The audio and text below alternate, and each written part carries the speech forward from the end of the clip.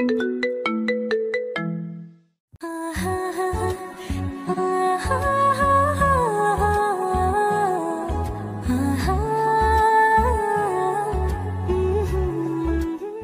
নাম আরাফাত।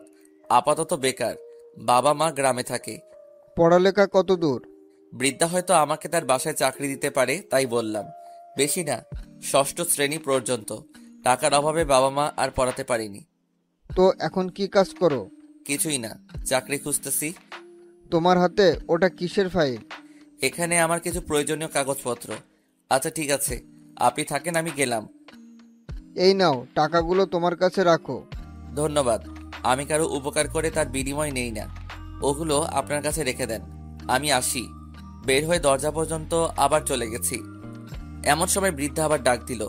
এই শোনো, জি, আর কিছু বলবেন? তুমি তো চাকরি খুঁজছো তাই না? চাইলে আমার এখানে কাজ করতে পারো। কি কাজ? ড্রাইভিং করতে পারো? পারি, বাট লাইসেন্স নাই। ওকে, লাইসেন্স আমি বানিয়ে দেব। তোমার কোনো আপত্তি না থাকলে আমার ড্রাইভার হয়ে থাকতে পারো। আচ্ছা ঠিক আছে। বেতন কত দিতে হবে? যা ইচ্ছা দিয়েন। আচ্ছা, নিচে গাড়ি রাখার ঘরের পাশে ওখানে একটা ঘর খালি আছে, তুমি ওখানে থাকবে। আচ্ছা। ওকে, যাও, তুমি গিয়ে ফ্রেশ হও। আর এই নাও, তুমি মনে হয় জামা কাপড় নিয়ে আসোনি, নতুন জামা কিনে নিয়ে আসো। ওকে, যাচ্ছি। আচ্ছা শোনো, আমার নাতি থেকেও নেই, তুমি আমাকে দাদা বলে ডাকিও, আমি খুশি হব। ওকে দাদা। তারপর টাকাগুলো নিয়ে মার্কেটে গেলাম। বাসা থেকে অল্প দূরেই মার্কেট। হেঁটে হেঁটে গেলাম। কিছু জিনিস কেনাকাটা করার পর বাসায় আসলাম। তারপর দাদার কাছ থেকে ঘরের চাবিটা নিয়ে ভিতরে গেলাম। মনে হয় অনেক বছর কেউ থাকে না, তাই ময়লা জমে আছে।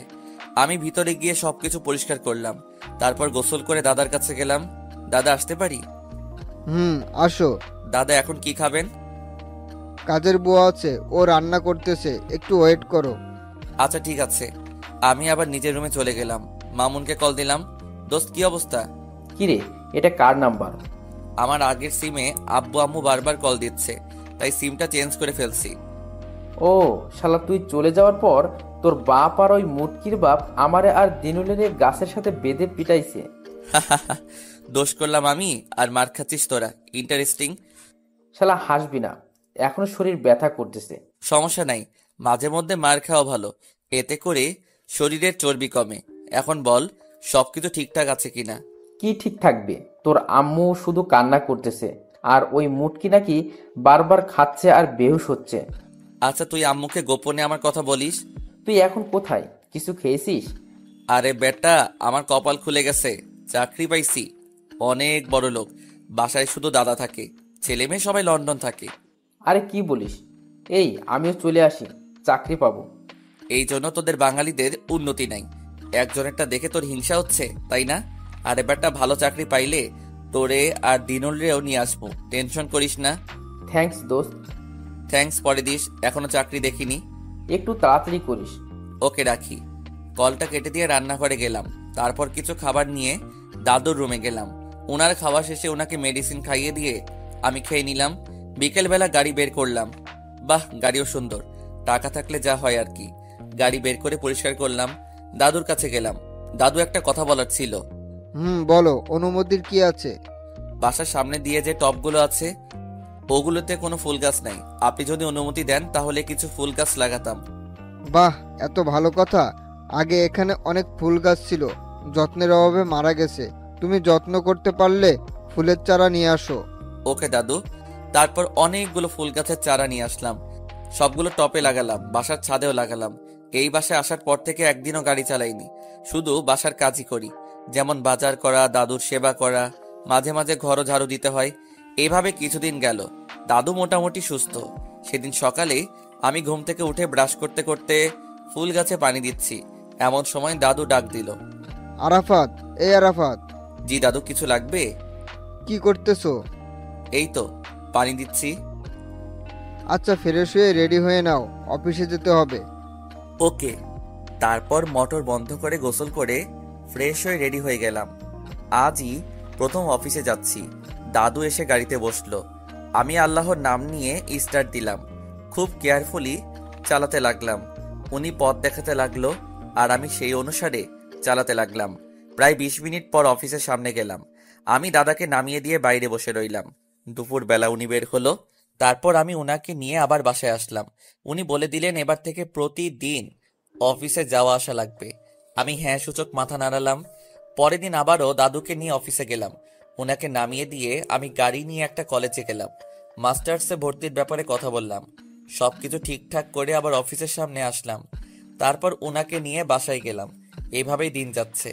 আমিও মাস্টার্সে ভর্তি হলাম। প্রথম মাস শেষে বেতন পেলাম 15,000 টাকা। টাকাগুলো হাতে পেয়ে অনেক আনন্দ হতে লাগলো। জীবনের প্রথম ইনকাম। আম্মুকে কল দিলাম। হ্যালো আম্মু, কেমন আছো?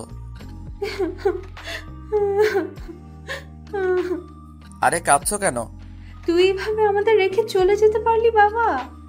একবারও আমাদের কথা ভাবলি না? কি করব, তোমরা তো আমার কথা শুনোনি। আচ্ছা বাদ দাও, আব্বু কেমন আছে? ভালো না, কেউই ভালো নাই। তুই আবার ফিরে আয়। আরে না, আমি ভালো একটা চাকরি পেয়েছি। ওনারা আমাকে কলেজে ভর্তি করিয়েছে। থাকিও ওনাদের বাসায়। অনেক বড় লোক। কি বলিস, সত্যি নাকি? আরে মিথ্যা কেন বলবো? আচ্ছা শোনো, আমি 10,000 টাকা পাঠাচ্ছি। আব্বুকে বলিও টাকাগুলো নিয়ে আসতে। এইভাবে আরো কিছুক্ষণ কথাবার্তা বললাম। তারপর কল কেটে দিলাম। দিনুল আর মামুনকেও 2,000 টাকা দিলাম। বাকি 3,000 টাকার বই কিনলাম। পরের দিন শুক্রবার ছিল। আমি গাড়ি ধুয়ে নিলাম, ঘরও পরিষ্কার করলাম। বিকেলবেলা ফুল গাছের একটু যত্ন করতেছি। এমন সময় দাদু 2 কাপ কফি নিয়ে আমার কাছে আসলো। আরাফাত, এই নাও কফি খাও। আরে দাদু, আপনি কেন কষ্ট করতে গেলেন? আমাকে বললেই তো আমি বানিয়ে দিতাম। তোমার দাদুকে আমি প্রায় কফি বানিয়ে খাওয়াতাম, মাঝে মধ্যে চুলে তেল দিয়ে দিতাম, মাঝরাতে রাস্তায় হাত ধরাধরি করে হাঁটতাম। ও চলে যাওয়ার পর খুব একা হয়ে গেলাম। আপনি তো পরে আবার বিয়ে করতে পারতেন। তোমার দাদু এত ভালোবেসেছে যে অন্য কাউকে ভালোবাসার ইচ্ছাটাই মরে গেছে। আর ওর জায়গায় আমি জীবনেও কাউকে কল্পনা করতে পারি না। থাক, মন খারাপ করবেন না, সব ঠিক হয়ে যাবে। ঠিক আর হলো কই। আচ্ছা শোনো, কালকে একটু তাড়াতাড়ি রেডি হবে। কোথাও যাবেন নাকি? আমার একমাত্র নাতনি কালকে দেশে আসবে। ওরে নিয়ে আসার জন্য আমরা এয়ারপোর্টে যাব। ও, আপনার নাতনি আছে? একটা বুড়ি আছে, একদম দাদির মতো হয়েছে। এবার থেকে এখানেই থাকবে, আর ওখানে থাকবে না। এখানে ভালো কোনো কলেজে ভর্তি করিয়ে দিব। কেন, ওখানে কোনো সমস্যা হয়েছে নাকি? না, আমি অসুস্থ শুনে তাই চলে আসছে। আর কোম্পানির দায়িত্ব ওর হাতেই দিয়ে দিব। ও আচ্ছা, সমস্যা নাই। আমি সকাল সকাল রেডি হয়ে যাব। তারপর দাদুর সাথে আরো অনেক কিছু নিয়ে কথা বললাম। রাতে খেয়ে ঘুমিয়ে গেলাম। পরের দিন তাড়াতাড়ি ঘুম থেকে উঠলাম, নামাজ পড়ে আসলাম। তারপর গাড়ি ধুয়ে মুছে নিলাম। রেডি হয়ে দাদুর জন্য বসে আছি। কিছুক্ষণ পর উনি বের হলো। আমি গাড়ির দরজা খুলে দিলাম। উনি বসলো। তারপর এয়ারপোর্ট এর দিকে রওনা দিলাম। 1 ঘন্টা পর এয়ারপোর্টে গেলাম। আমি গাড়ির কাছে দাঁড়িয়ে আছি আর দাদু ভিতরে গেল। কিছুক্ষণ পর দাদুর হাত ধরে একটা পরী বেরিয়ে আসলো। আমি দেখেই হা করে তাকিয়ে আছি। আমি ভেবেছিলাম আমার থেকে বড় হবে বা বিয়ে হয়ে গেছে। এখন তো দেখি পুরাই উল্টা। জিন্স প্যান্ট পরা, দেখতে একটু অন্যরকম লাগছে। দাদু ওরে নিয়ে আমার সামনে আসলো। মাই প্রিন্সেস, এ হচ্ছে আমাদের নতুন ড্রাইভার। আর আরাফাত, এ হচ্ছে আমার কলিজা, আমার নাতনি পেমা, তোমার ম্যাডাম। আসসালামু আলাইকুম ম্যাম। সুন্দরী মেয়েদের এই একটাই সমস্যা, একটু অহংকারী। তারপর বড়লোক হলে তো কথাই নাই।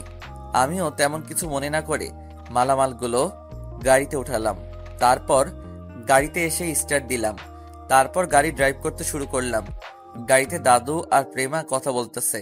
আমি বারবার প্রেমার কথাগুলো শুনছি। একটা মেয়ে যে কি পরিমাণ ন্যাকামি করতে পারে সেটা প্রেমাকে না দেখলে বুঝতাম না। গাড়ি চালাচ্ছি, এমন সময় প্রেমা আমাকে একটা ধমক দেয়। এই গাড়ি থামাও। কি হয়েছে ম্যাম? এইভাবে কেউ গাড়ি চালায়? দাদু, এই তোমার সেই গুণধর ড্রাইভার? চুপ করে রইলাম। নামো গাড়ি থেকে, আমি চালাচ্ছি। তারপর আমি নেমে প্রেমাকে দিলাম। আমি গিয়ে ওর পাশে বসলাম। প্রেমা চালাচ্ছে, আমি চুপ করে রইলাম। তারপর বাসায় চলে গেলাম। প্রেমা আর দাদু গাড়ি থেকে নেমে রুমে চলে গেল। আমি গাড়ি থেকে সবগুলো মালামাল নামিয়ে প্রেমার রুমে দিয়ে আসলাম। বিকেলবেলা আমি ছাদের উপরে থাকা টবগুলোতে পানি দিচ্ছি। এমন সময় প্রেমা উপরে আসে। ওই, তোমার নামটা যেন কি? জি আরাফাত।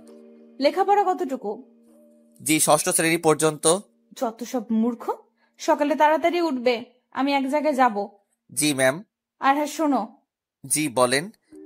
আমার কিছু কাপড় আছে, ওগুলো ধুয়ে দাও। ম্যাম ওগুলো তো কাজের মেয়েটা করবে। কেন, তুমি করলে সমস্যা আছে নাকি? আমার কাজ তো ওটা না। তুমি তো দেখি অনেক বড় মাপের বেয়াদব। আমি দাদুকে সব বলবো। কিছু বললাম না। প্রেমা নিচে চলে গেল। রাতের বেলা আমি বসে বসে পড়তেছি, এমন সময় দাদু আমার রুমে আসলো। কিরে কি করিস? আমি তাড়াতাড়ি বইটা লুকিয়ে ফেললাম। কিছু না দাদু, আপনি আসেন। তোর হাতে কি যেন একটা দেখলাম। না দাদু, তেমন কিছু না। আচ্ছা শোন, তোকে একটা কথা বলার জন্য এসেছি। দাদু বলেন। আমার নাতনিটা একটু রাগী, অল্পতেই রেগে যায়। তোর সাথে হয়তো মাঝে মধ্যে রেগে যাবে, তুই আবার কিছু মনে করিস না। না দাদু, আমি কিছু মনে করব না। আচ্ছা কালকে সকালে কলেজে যাবে। কেন দাদু? আরে প্রেমাকে ভর্তি করিয়ে দিব। আচ্ছা ঠিক আছে। ওকে, রেডি থাকিস, এখন এসে খেয়ে যা। আচ্ছা ঠিক আছে, আপনি যান, আমি আসছি। দাদু চলে যাওয়ার পর আমি কম্বলের ভেতর থেকে বইটা বের করলাম। দাদুকে বলেছি আমি ষষ্ঠ শ্রেণী পর্যন্ত পড়েছি। এখন যদি হাতে মাস্টার্সের বই দেখে তাহলে হয়তো আগের মতো আর বিশ্বাস করবে না। আমি বইগুলো টেবিলের ড্রয়ারের মধ্যে রেখে দিলাম, তারপর গিয়ে খেয়ে আসলাম। পরের দিন সকালে আমি গাড়ি ধুয়ে মুছে দাঁড়িয়ে আছি। প্রেমা আর দাদুর জন্য ওয়েট করতেছি। প্রেমা একটা শাড়ি পরে বাহির হলো, আমি এক মনে তাকিয়ে আছি। দাদুর ধাক্কা খেয়ে বাস্তবে ফিরে আসলাম। কিরে এভাবে দাঁড়িয়ে থাকবি নাকি গাড়ি স্টার্ট দিবি? সরি দাদু, আপনারা ওঠেন। তারপর আমিও উঠলাম, গাড়ি স্টার্ট দিলাম। দাদুকে জিজ্ঞেস করলাম কোন কলেজে যাবে। দাদু নাম বলল, আর সাথে সাথেই একটা মোচড় দিয়ে উঠল, কারণ আমি যেটাতে ভর্তি হয়েছি সেম কলেজে প্রেমাকে ভর্তি করানোর জন্য নিয়ে যাচ্ছে। যাই হোক, গাড়ি থেকে নেমে আমি ওনাদের জন্য দরজা খুলে দিলাম। ওনারা ভিতরে গেল, আমি গাড়ির কাছে দাঁড়িয়ে রইলাম। কলেজে ভর্তি হওয়ার পর থেকে তেমন কারোর সাথে আমার পরিচয় হয়নি, সেই সুবাদে কেউ চিনল না আমাকে। প্রায় 1 ঘন্টা পর দাদু আর প্রেমা আসছে। তারপর ওনাদের গাড়িতে উঠিয়ে আবার বাসার দিকে রওনা দিলাম। দাদু আমাকে সব বলতে লাগলো এতক্ষণ কেন দেরি করছে। প্রেমা দাদুকে থামিয়ে দিয়ে বলল, আরে ওরে এগুলো কি বলো, ও এসব বুঝবে না। আমি একটা মুচকি হাসি দিলাম, মনে মনে বললাম, ফকিন্নি, তুই মাত্র অনার্সে ভর্তি হয়েছিস আর আমি শেষ করে ফেলছি। তারপর বাসায় চলে আসলাম। পরের দিন থেকে শুরু হলো প্রেমাকে নিয়ে প্রতিদিন কলেজে যাওয়া। অবশ্য আমারও উপকার হচ্ছে, আমিও 2-1টা ক্লাস করতে পারি, বাট সেটা প্রেমা জানে না। একদিন বিকেলবেলা ফুল গাছে পানি দিচ্ছি, এমন সময় দাদু আমার কাছে আসলো। কিরে আরাফাত, কি করিস? এই তো দাদু, পানি দিচ্ছি, কিছু বলবেন নাকি? দাদু চুপ করে রইল, দেখি কিছুটা চিন্তিত মনে হচ্ছে। কি ব্যাপার দাদু, কিছু হয়েছে? না রে, তেমন কিছু না। সকালবেলা তাড়াতাড়ি উঠিস, অফিসে যেতে হবে। কিন্তু দাদু তখন তো প্রেমা ম্যাম কলেজে যাবে। আমি বলে দিব, সে একা যাবে। আচ্ছা ঠিক আছে। দাদু নিচে চলে গেল, আমি পানি দিয়ে তারপর গেলাম। দাদুর কিছু হয়েছে কিনা কে জানে। পরের দিন সকালে দাদুকে নিয়ে ওনার অফিসে গেলাম। আমি বাইরে দাঁড়িয়ে থাকতে চেয়েছিলাম, কিন্তু দাদু জোর করে ভিতরে নিয়ে গেল। ভিতরে অনেক লোক বসে আছে, সবাইকে দেখে মনে হচ্ছে অনেক পয়সাওয়ালা লোক। যাই হোক, আমি একপাশে দাঁড়িয়ে রয়েছি। তারপর ওনাদের মধ্যে একজন লোক বলল, মিস্টার আসাদুজ্জামান, দেখেন আমরা আপনাদের অনেক সময় দিচ্ছি, কিন্তু আর না। আপনি যত সময় আপনার লোন পরিশোধ করতে পারেননি, এখন আমরা আপনার কোম্পানির নিলামে তুলে দিব। দাদুর মাথায় যেন আকাশ ভেঙে পড়ল।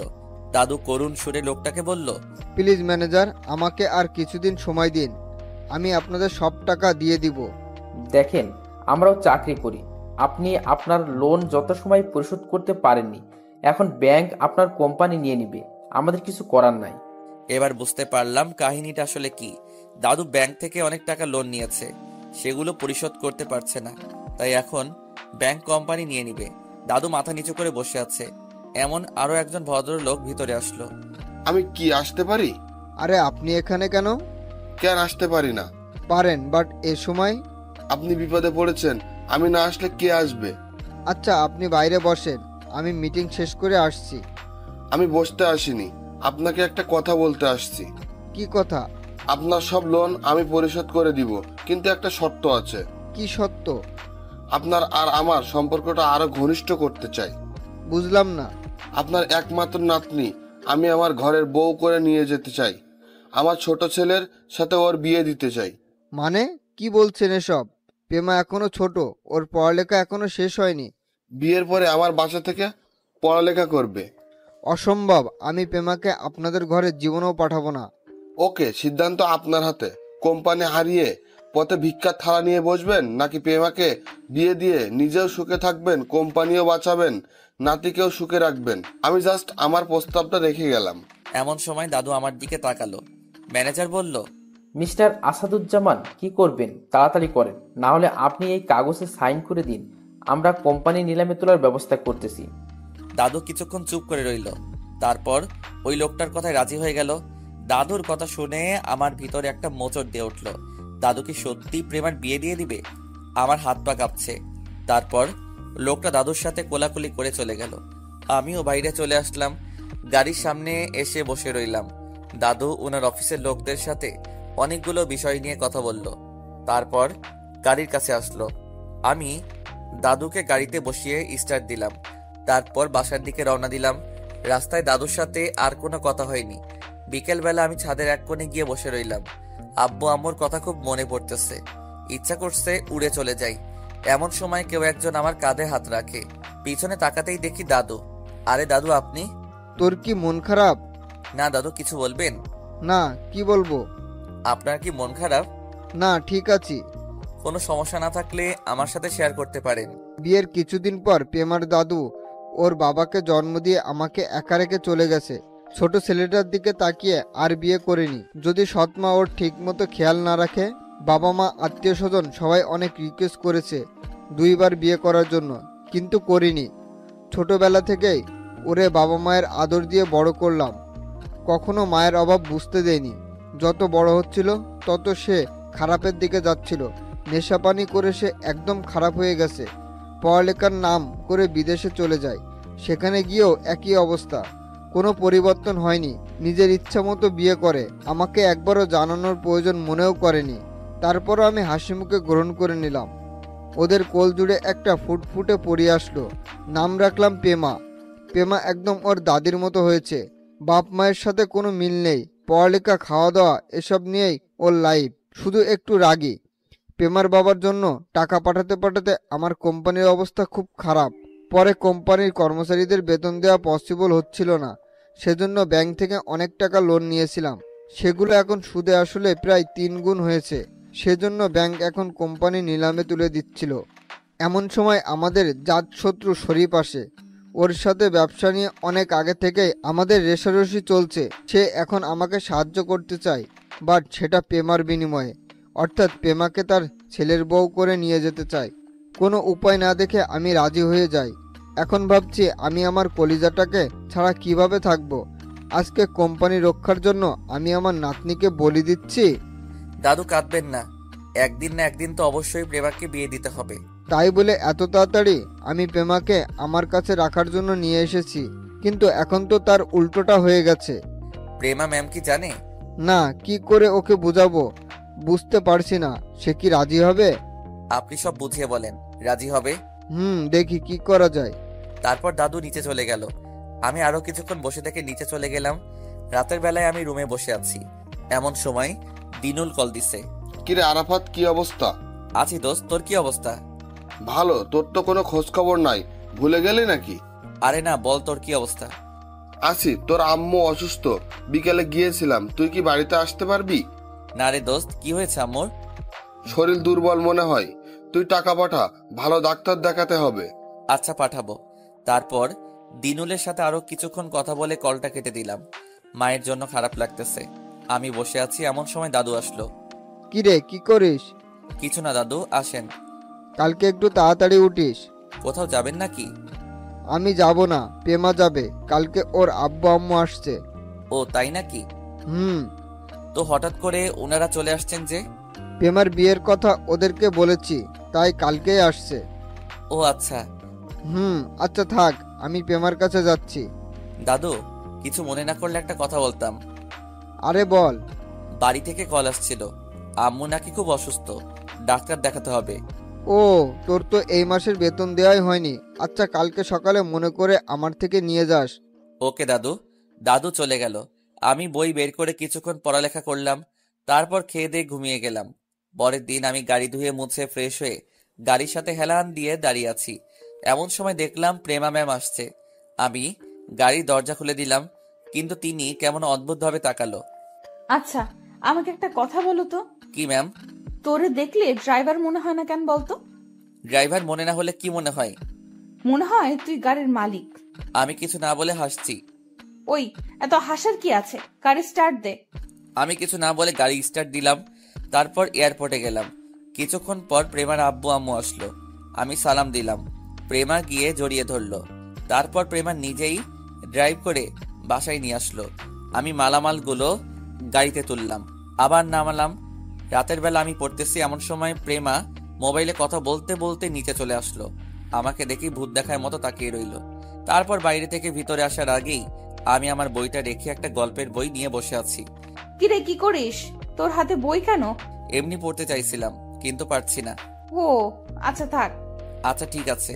প্রেমা চলে গেল, হাঁপ ছেড়ে বাঁচলাম। যদি আমার হাতে মাস্টার্সের বই দেখতেও নিশ্চয়ই একটা টাস্কি খেত। আমি আরো কিছুক্ষণ পরে ঘুমিয়ে গেলাম।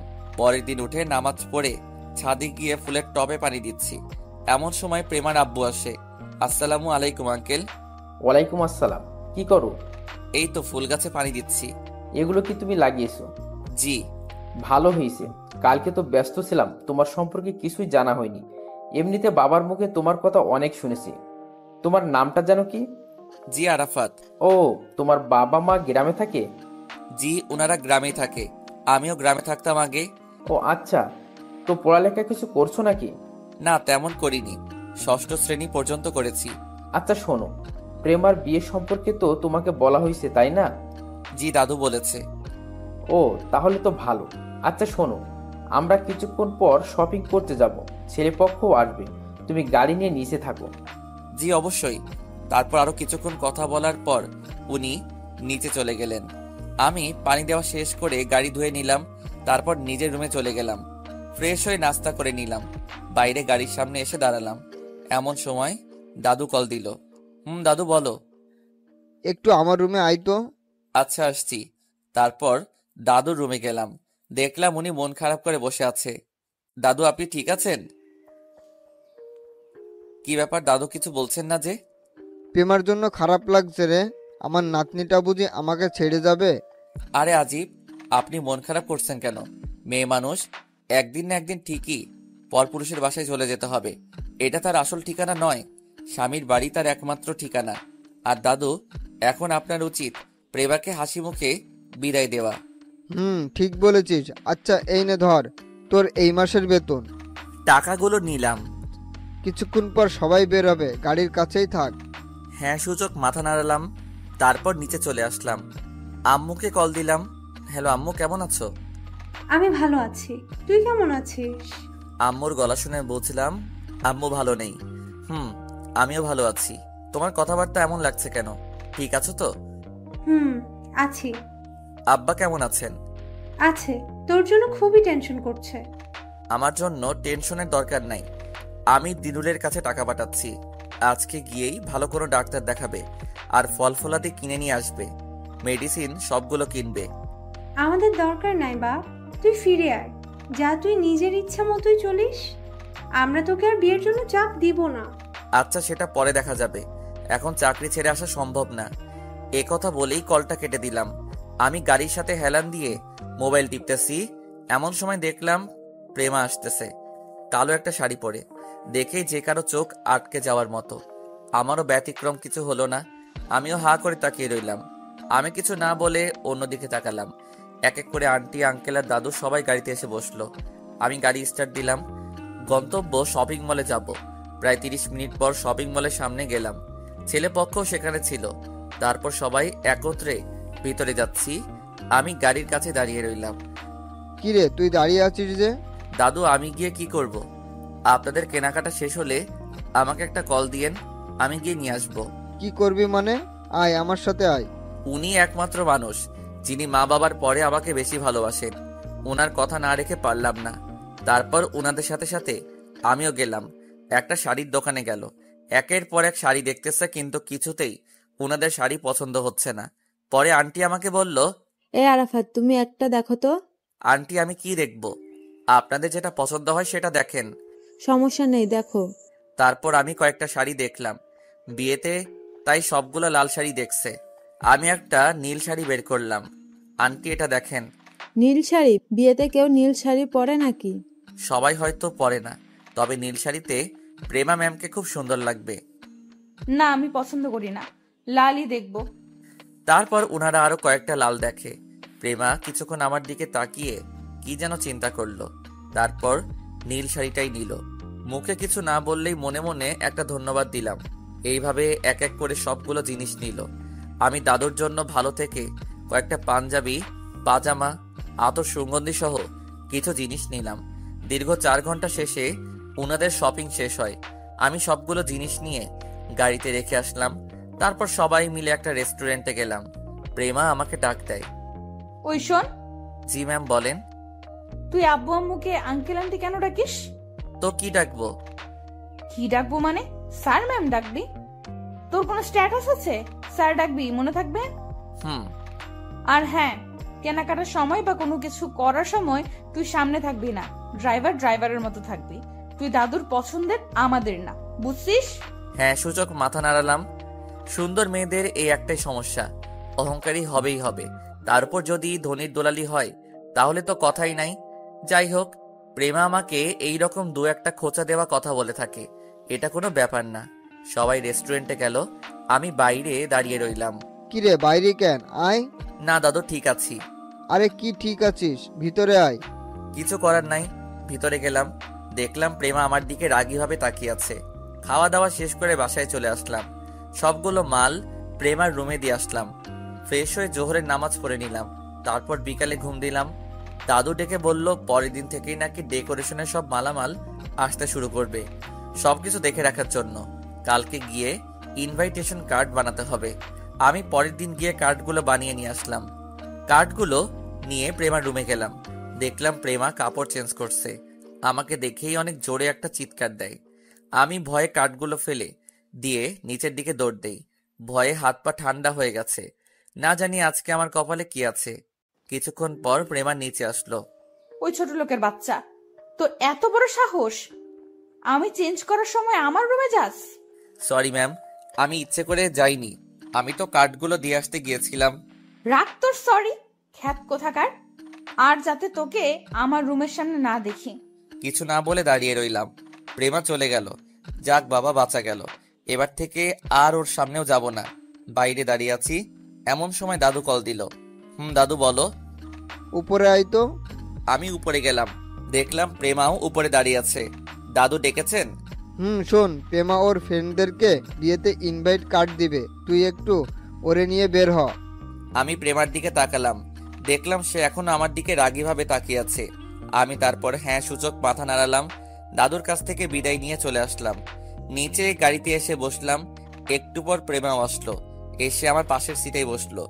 এমনিতে ভয় লাগে, তার উপর পাশে বসছে। ম্যাম, কোথায় যাবেন? আগে কলেজে চল। কলেজের কথা শুনে একটা মোচড় দিল। পরিচিত কেউ যদি দেখে বা প্রেমা যদি জেনে যায় আমিও ওই কলেজে পড়ি, তার উপরের ক্লাসে, দূর, এত ভেবে লাভ নাই। কলেজে আমার কোনো বন্ধু নাই, কারণ ভর্তি হয়ে আমি আর ক্লাস করিনি, মাত্র 2-3 দিন করেছি, তাও আবার প্রেমা দেশে আসার আগে। ওই কি হইছে, বসে আছিস কেন? সরি ম্যাম, এ কথা বলে গাড়ি স্টার্ট দিলাম। তারপর কলেজের দিকে রওনা দিলাম। কিছুক্ষণ পর কলেজের গেটের সামনে গিয়ে দাঁড়ালাম। প্রেমা নামার আগেই আমি নেমে দরজা খুলে দিলাম। ও নেমে হাঁটা দিল। আমি পিছন পিছন আসতেছি, এমন সময় প্রেমা বলল, ওই তুই কোথায় আসছিস? এখানে থাক। তোর মতো খ্যাত যদি আমার সাথে যায় তাহলে বন্ধুদের কাছে আমার প্রেস্টিজ কমে যাবে। আমি আর কিছু না বলে গাড়ির কাছে দাঁড়িয়ে রইলাম। অল্প একটু সামনে গেটের পাশে একটা ফুচকা দোকানের কাছে ওর ফ্রেন্ডরা সবাই বসে আছে। প্রেমা ওদের কাছে গিয়ে হাত মেলালো। তারপর প্রেমাও সেখানে গিয়ে বসলো। বল, তোদের কি অবস্থা? ওদের আর আমার মধ্যে বেশি দূরত্ব না থাকায় স্পষ্ট কথাগুলো শোনা যাচ্ছে। তাদের মধ্যে থেকে একটা মেয়ে বলল, ওই ছেলেটা কে রে? আর বলিস না, শালা একটা খ্যাত আমার ড্রাইভার। দেখতে তো অনেক স্মার্ট। দোস্ত, আমার সাথে লাইন করিয়ে দে না। তুই পাগল হইছিস? ওই ছোট লোকটা কি তোর পছন্দ হয়েছে? তার উপর পড়ালেখাও নাই। তাতে কি, আমার তো পছন্দ হয়েছে। তুই প্লিজ ব্যবস্থা করে দে। তাদের মধ্যে থেকে আরেকটা মেয়ে বলল, আরে ওনারে তো কোথায় যেন দেখেছি, মনে করতে পারছি না। কোথায় দেখছিস? মনে পড়েছে। উনি তো আমাদের কলেজে পড়ে, মাস্টার্সে। আমি সেদিন ফর্ম জমা দিয়েছিলাম, উনিও আমার সাথে ফর্ম জমা দিয়েছিলেন। তোর মাথা, ও ক্লাস 5 পর্যন্ত পড়েছে। কিন্তু তাহলে সেদিন? এই বাদ দে তো, সে কখন থেকে ওর কথা নিয়ে পড়ে আছিস? দেখ দেখ, এমন ভাবে গাড়ির সাথে হেলান দিয়ে আছে যেন মনে হচ্ছে গাড়ির মালিকও। তুই ওরে নিয়ে এত সেতে চাস কেন? ওই খবিসটারে দেখতে পারি না। আচ্ছা শোন, যে কারণে তোদের সাথে দেখা করা। এরপর প্রেমা ব্যাগ থেকে কার্ডগুলো বের করে ওদের হাতে দিল। সবাই তো অবাক, সবাই একসাথে অভিনন্দন জানালো। প্রেমা ওদের সময় সবাইকে নিয়ে গাড়ির সামনে নিয়ে আসলো। তারপর আমাকে বলল, ওই গাড়ি স্টার্ট দে। আমি দরজা খুলে দিলাম। ওরা বসার পর গাড়ি স্টার্ট দিলাম। প্রেমার কথা মতো একটা রেস্টুরেন্টের সামনে গেলাম। গাড়িতে প্রেমা আমাকে অনেকভাবে অপমান করেছে, ইংরেজিতে অনেকগুলো গালিও দিল। ও ভাবছে আমি কিছুই বুঝি না। তারপরও কিছু না বলে চুপচাপ গাড়ি চালিয়ে রেস্টুরেন্টের সামনে গেলাম। নেমে আবার গাড়ির দরজা খুলে দিলাম। ওরা রেস্টুরেন্টের ভিতরে গেল, আমি বাইরে দাঁড়িয়ে রইলাম। ওর দুজন ফ্রেন্ড আমাকে ডেকেছে, আমি যাইনি। প্রেমা ইশারায় না করেছে, তার উপর রাগীভাবে তাকিয়ে আছে, সেই জন্য আর যাইনি। ওরা ভিতরে গিয়ে অনেকক্ষণ আড্ডা দিল। আমি গাড়ির ভিতরে বসে রইলাম। মামুনকে কল দিলাম, কিরে কি অবস্থা তোর? এই তো ভালো। তুই তো ভুলে গেলি। ভুলে গেলে কল কেমনে দিলাম? আচ্ছা বাদ দে, বল কেমন আছিস? আলহামদুলিল্লাহ ভালো। কি করিস? এই তো দোকানে আড্ডা দিছি। তুই? বসের মেয়ের বিয়ে, কার্ড বিলি করতে আসছি। ও, তো পড়ালেখা চলছে নাকি? আরে না, পড়ার মতো সুযোগ পাচ্ছি না, তার উপর বিয়ের জন্য এই কয়েকদিন অনেক ব্যস্ত। ওরা জানে তুই যে পড়ালেখা করিস? আরে না, জানলে চাকরি থাকবে না। আইমানের সাথে কথা বলছি, এমন সময় দেখলাম ওরা বের হইছে। আমি তাড়াতাড়ি করে ওল কেটে দিলাম। প্রেমা ভিতরে বসলো, বাকিরা যার যার মতো চলে গেল। এরপর প্রেমাকে নিয়ে বাসায় চলে আসলাম। বিকেলবেলা দাদুকে নিয়ে বের হলাম। মুরব্বীদের আর আত্মীয় স্বজনদের উনি দাওয়াত দিচ্ছে, আমাকে সাথে নিয়ে যায়। সবার কাছে আমাকে তার নাতি বলে পরিচয় দেয়। ওনার সাথে বের হলে সময় যে কিভাবে চলে যায় টেরই পাওয়া যায় না। এইভাবে 2 দিন পর্যন্ত শুধু কার্ড বিলি করলাম। শুরু হলো বিয়ের আয়োজন। এক এক করে ডেকোরেশনের সব মালামাল আসতে শুরু করলো। আমিও নিজ দায়িত্বে সব ঠিক মতো দেখাশোনা করছি। দেখতে দেখতে হলুদের দিন চলে আসলো। পুরো বাড়ি ফুল আর লাইট দিয়ে সাজানো হলো। অন্য দিনের তুলনায় দেখতে একটু অন্যরকম লাগছে। এক এক করে সব মেহমান আসছে। আমি আর দাদু সবাইকে রিসিভ করতেছি। প্রেমার আব্বু আম্মুও সবাই ব্যস্ত। সন্ধ্যায় প্রেমার একটা বান্ধবী আমাকে ডাক দেয়। ভাইয়া, একটা কথা বলতাম। জি বলেন। আচ্ছা, আপনারা নিচে যান, আমার অল্প কিছু কাজ আছে, ওগুলো সেরেই আসছি। এরপর আমি দাদুর কাছে গেলাম। দাদুর থেকে অনুমতি নিয়ে নিচে আসলাম। দেখলাম সবাই বসে আছে। আমি তাড়াতাড়ি করে গাড়ি বের করলাম। তারপর ওরা উঠলো। আমি গাড়ি স্টার্ট দিলাম। তারপর ওদেরকে নিয়ে পার্লারে গেলাম। ওদের ওখানে রেখে আবার বাসায় চলে আসলাম। হলুদের যে স্টেজটা বানালো কেমন যেন আমার পছন্দ হলো না। দাদুর কাছে গেলাম। দাদু, একটা কথা বলবো? বল, কোনো সমস্যা? দাদু, স্টেজটা আমার পছন্দ হয়নি, কেমন যেন লাগছে। আপনার একমাত্র নাতনির বিয়ে, অসাধারণ স্টেজ না হলে কি চলে? কি আর করব, এখন তো নতুন কাউকে দেওয়া সম্ভব না। দাদু, আমি সাজাই? তুই পারিস নাকি?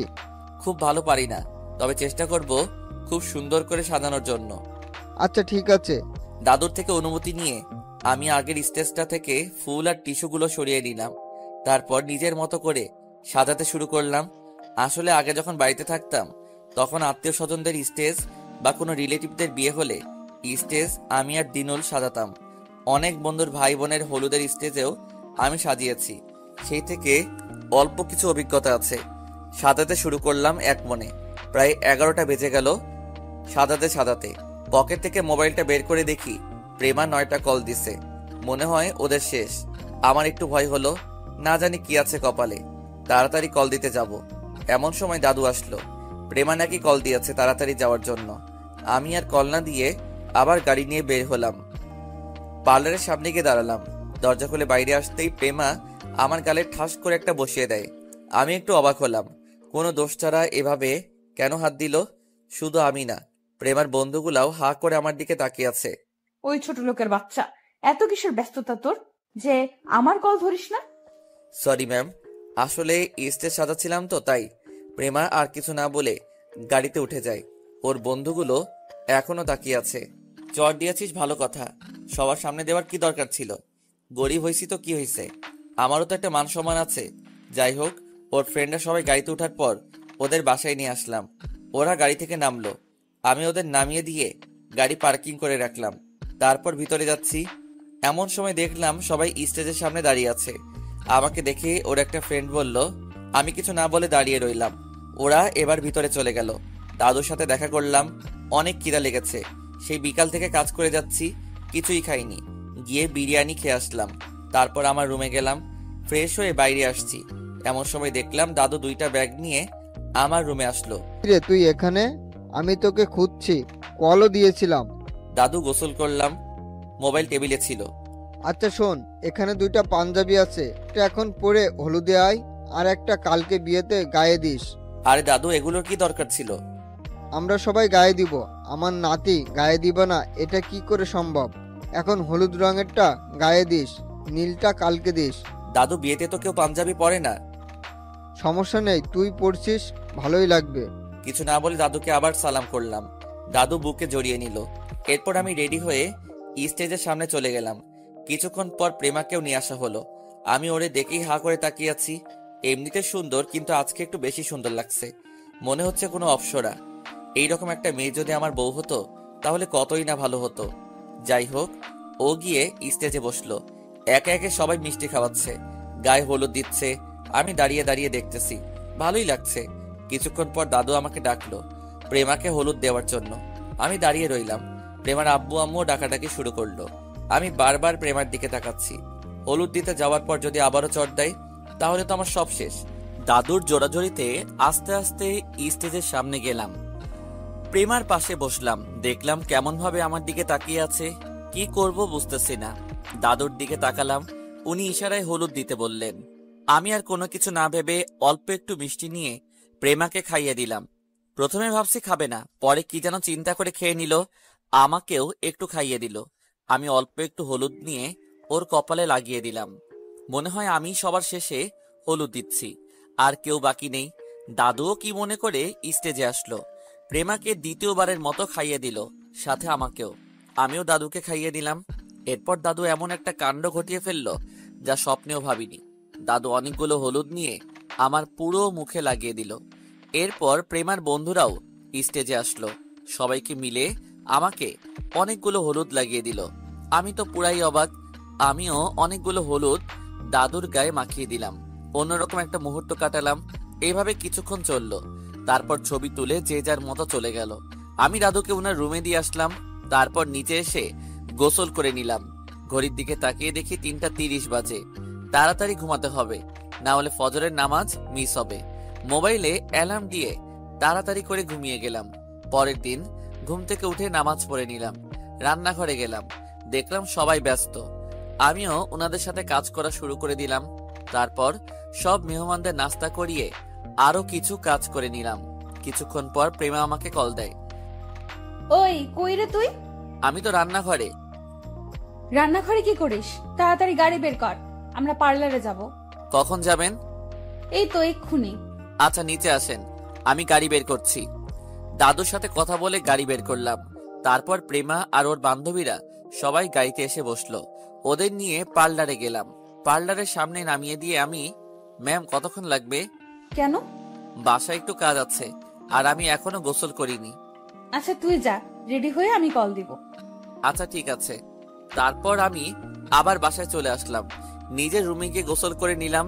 এরপর আবারও বাইরে গিয়ে সব মেহমানদেরকে গাড়িতে উঠিয়ে দিয়ে কমিউনিটি সেন্টারে পাঠিয়ে দিলাম। এক এক করে প্রত্যেকটা গাড়ি রেডি হয়ে গেল। ওনাদের সবাইকে পাঠিয়ে দিলাম। প্রেমার আব্বু আম্মুও আলাদা গাড়িতে করে গেছে। দেখলাম দাদু দাঁড়িয়ে আছে। কিরে, তুই এখনো রেডি হসনি? এই তো দাদু যাচ্ছি, আপনিও চলে যান। আমি তোর সাথে যাব। কিন্তু দাদু, আমি তো প্রেমা ম্যামদেরকে নিয়ে যাব, ওনারা পার্লারে বসে আছে। আচ্ছা ঠিক আছে, তুই তাহলে রেডি হয়ে নে, আমি চলে যাচ্ছি। এরপর দাদুকেও গাড়িতে উঠিয়ে দিলাম। উনি ওনার কয়েকজন কলিগের সাথে চলে গেলেন। এরপর আমি রেডি হয়ে নিলাম। দাদুর কিনে দেওয়া সেই নীল কালারের পাঞ্জাবিটা পরে নিলাম। যদিও কেউ বিয়েতে পাঞ্জাবি পরে না, কিন্তু দাদুর রিকোয়েস্ট না রেখে পারলাম না। তারপর আমি রেডি হয়ে এক নজর পুরো বাড়িটা ঘুরে দেখলাম কেউ বাদ আছে কিনা। না, কেউ নেই। গিয়ে গাড়িতে উঠলাম। এমন সময় প্রেমা কল দিয়ে তাড়াতাড়ি যেতে বলে। আমিও তাড়াতাড়ি চলে গেলাম। পার্লারের সামনে গিয়ে গাড়ির হর্ন দিলাম। প্রেমার বান্ধবীরা সবাই বের হয়ে আসলো। প্রেমার সাথে সাথে ওরাও বউয়ের মতো সেজে আছে। কোনটা বউ সেটা বোঝাই যাচ্ছে না। নতুন কেউ হলে মনে করবে সবার বিয়ে। যাই হোক, কিছুক্ষণ পর প্রেমা বেরিয়ে আসলো। আমি দেখে হা করে তাকিয়ে রইলাম। অসম্ভব সুন্দর লাগছে তাকে দেখতে। বিয়েতে সবাই লাল শাড়ি পরে, কিন্তু প্রেমা আমার পছন্দ করে দেওয়া নীল শাড়িটাই পরছে। মনে হচ্ছে আকাশের কোনো নীল পরি নিচে নেমে চলে আসছে। যাই হোক, আমি আর বেশি তাকালাম না, না হলে আবার চর খেতে হবে। আমি গাড়ির দরজা খুলে দিলাম। ওর বান্ধবীরা সবাই উঠলো। প্রেমা এসে আমার পাশের সিটে বসলো। আমি গাড়ি স্টার্ট দিলাম, কমিউনিটি সেন্টারের দিকে রওনা দিলাম। গাড়ি চলতেছে, এমন সময় পেছন থেকে প্রেমার একটা ফ্রেন্ড আমাকে ডাক দিল। ভাইয়া, একটা কথা বলতাম। জি বলেন। আপনার কি নীল কালার খুব পছন্দ? কেন বলুন তো? প্রেমার জন্যও নীল শাড়ি পছন্দ করলেন, আবার নিজেও নীল কালারের পাঞ্জাবি পরলেন, তাই আর কি। ও, প্রেমা ম্যামকে নীল শাড়িতে সুন্দর লাগবে, তাই ওটা পছন্দ করলাম। আর আমার জন্য এই পাঞ্জাবি দাদু পছন্দ করছে, উনি কিনে দিয়েছে। কথা বলতে বলতে কমিউনিটি সেন্টারে চলে আসলাম। আমি তাড়াতাড়ি করে নেমে দরজা খুলে দিলাম। এক এক করে সবাই নামলো। তারপর সবাই স্টেজের সামনে গেল। দাদু ডাক দিল। কি রে, আসছিস? জি দাদু, আসছি। আচ্ছা চল, খেয়ে নে, পরে তোর অনেক কাজ আছে। আপনারা খেয়েছেন? আমরা খেয়েছি, যা তুই খেয়ে নে।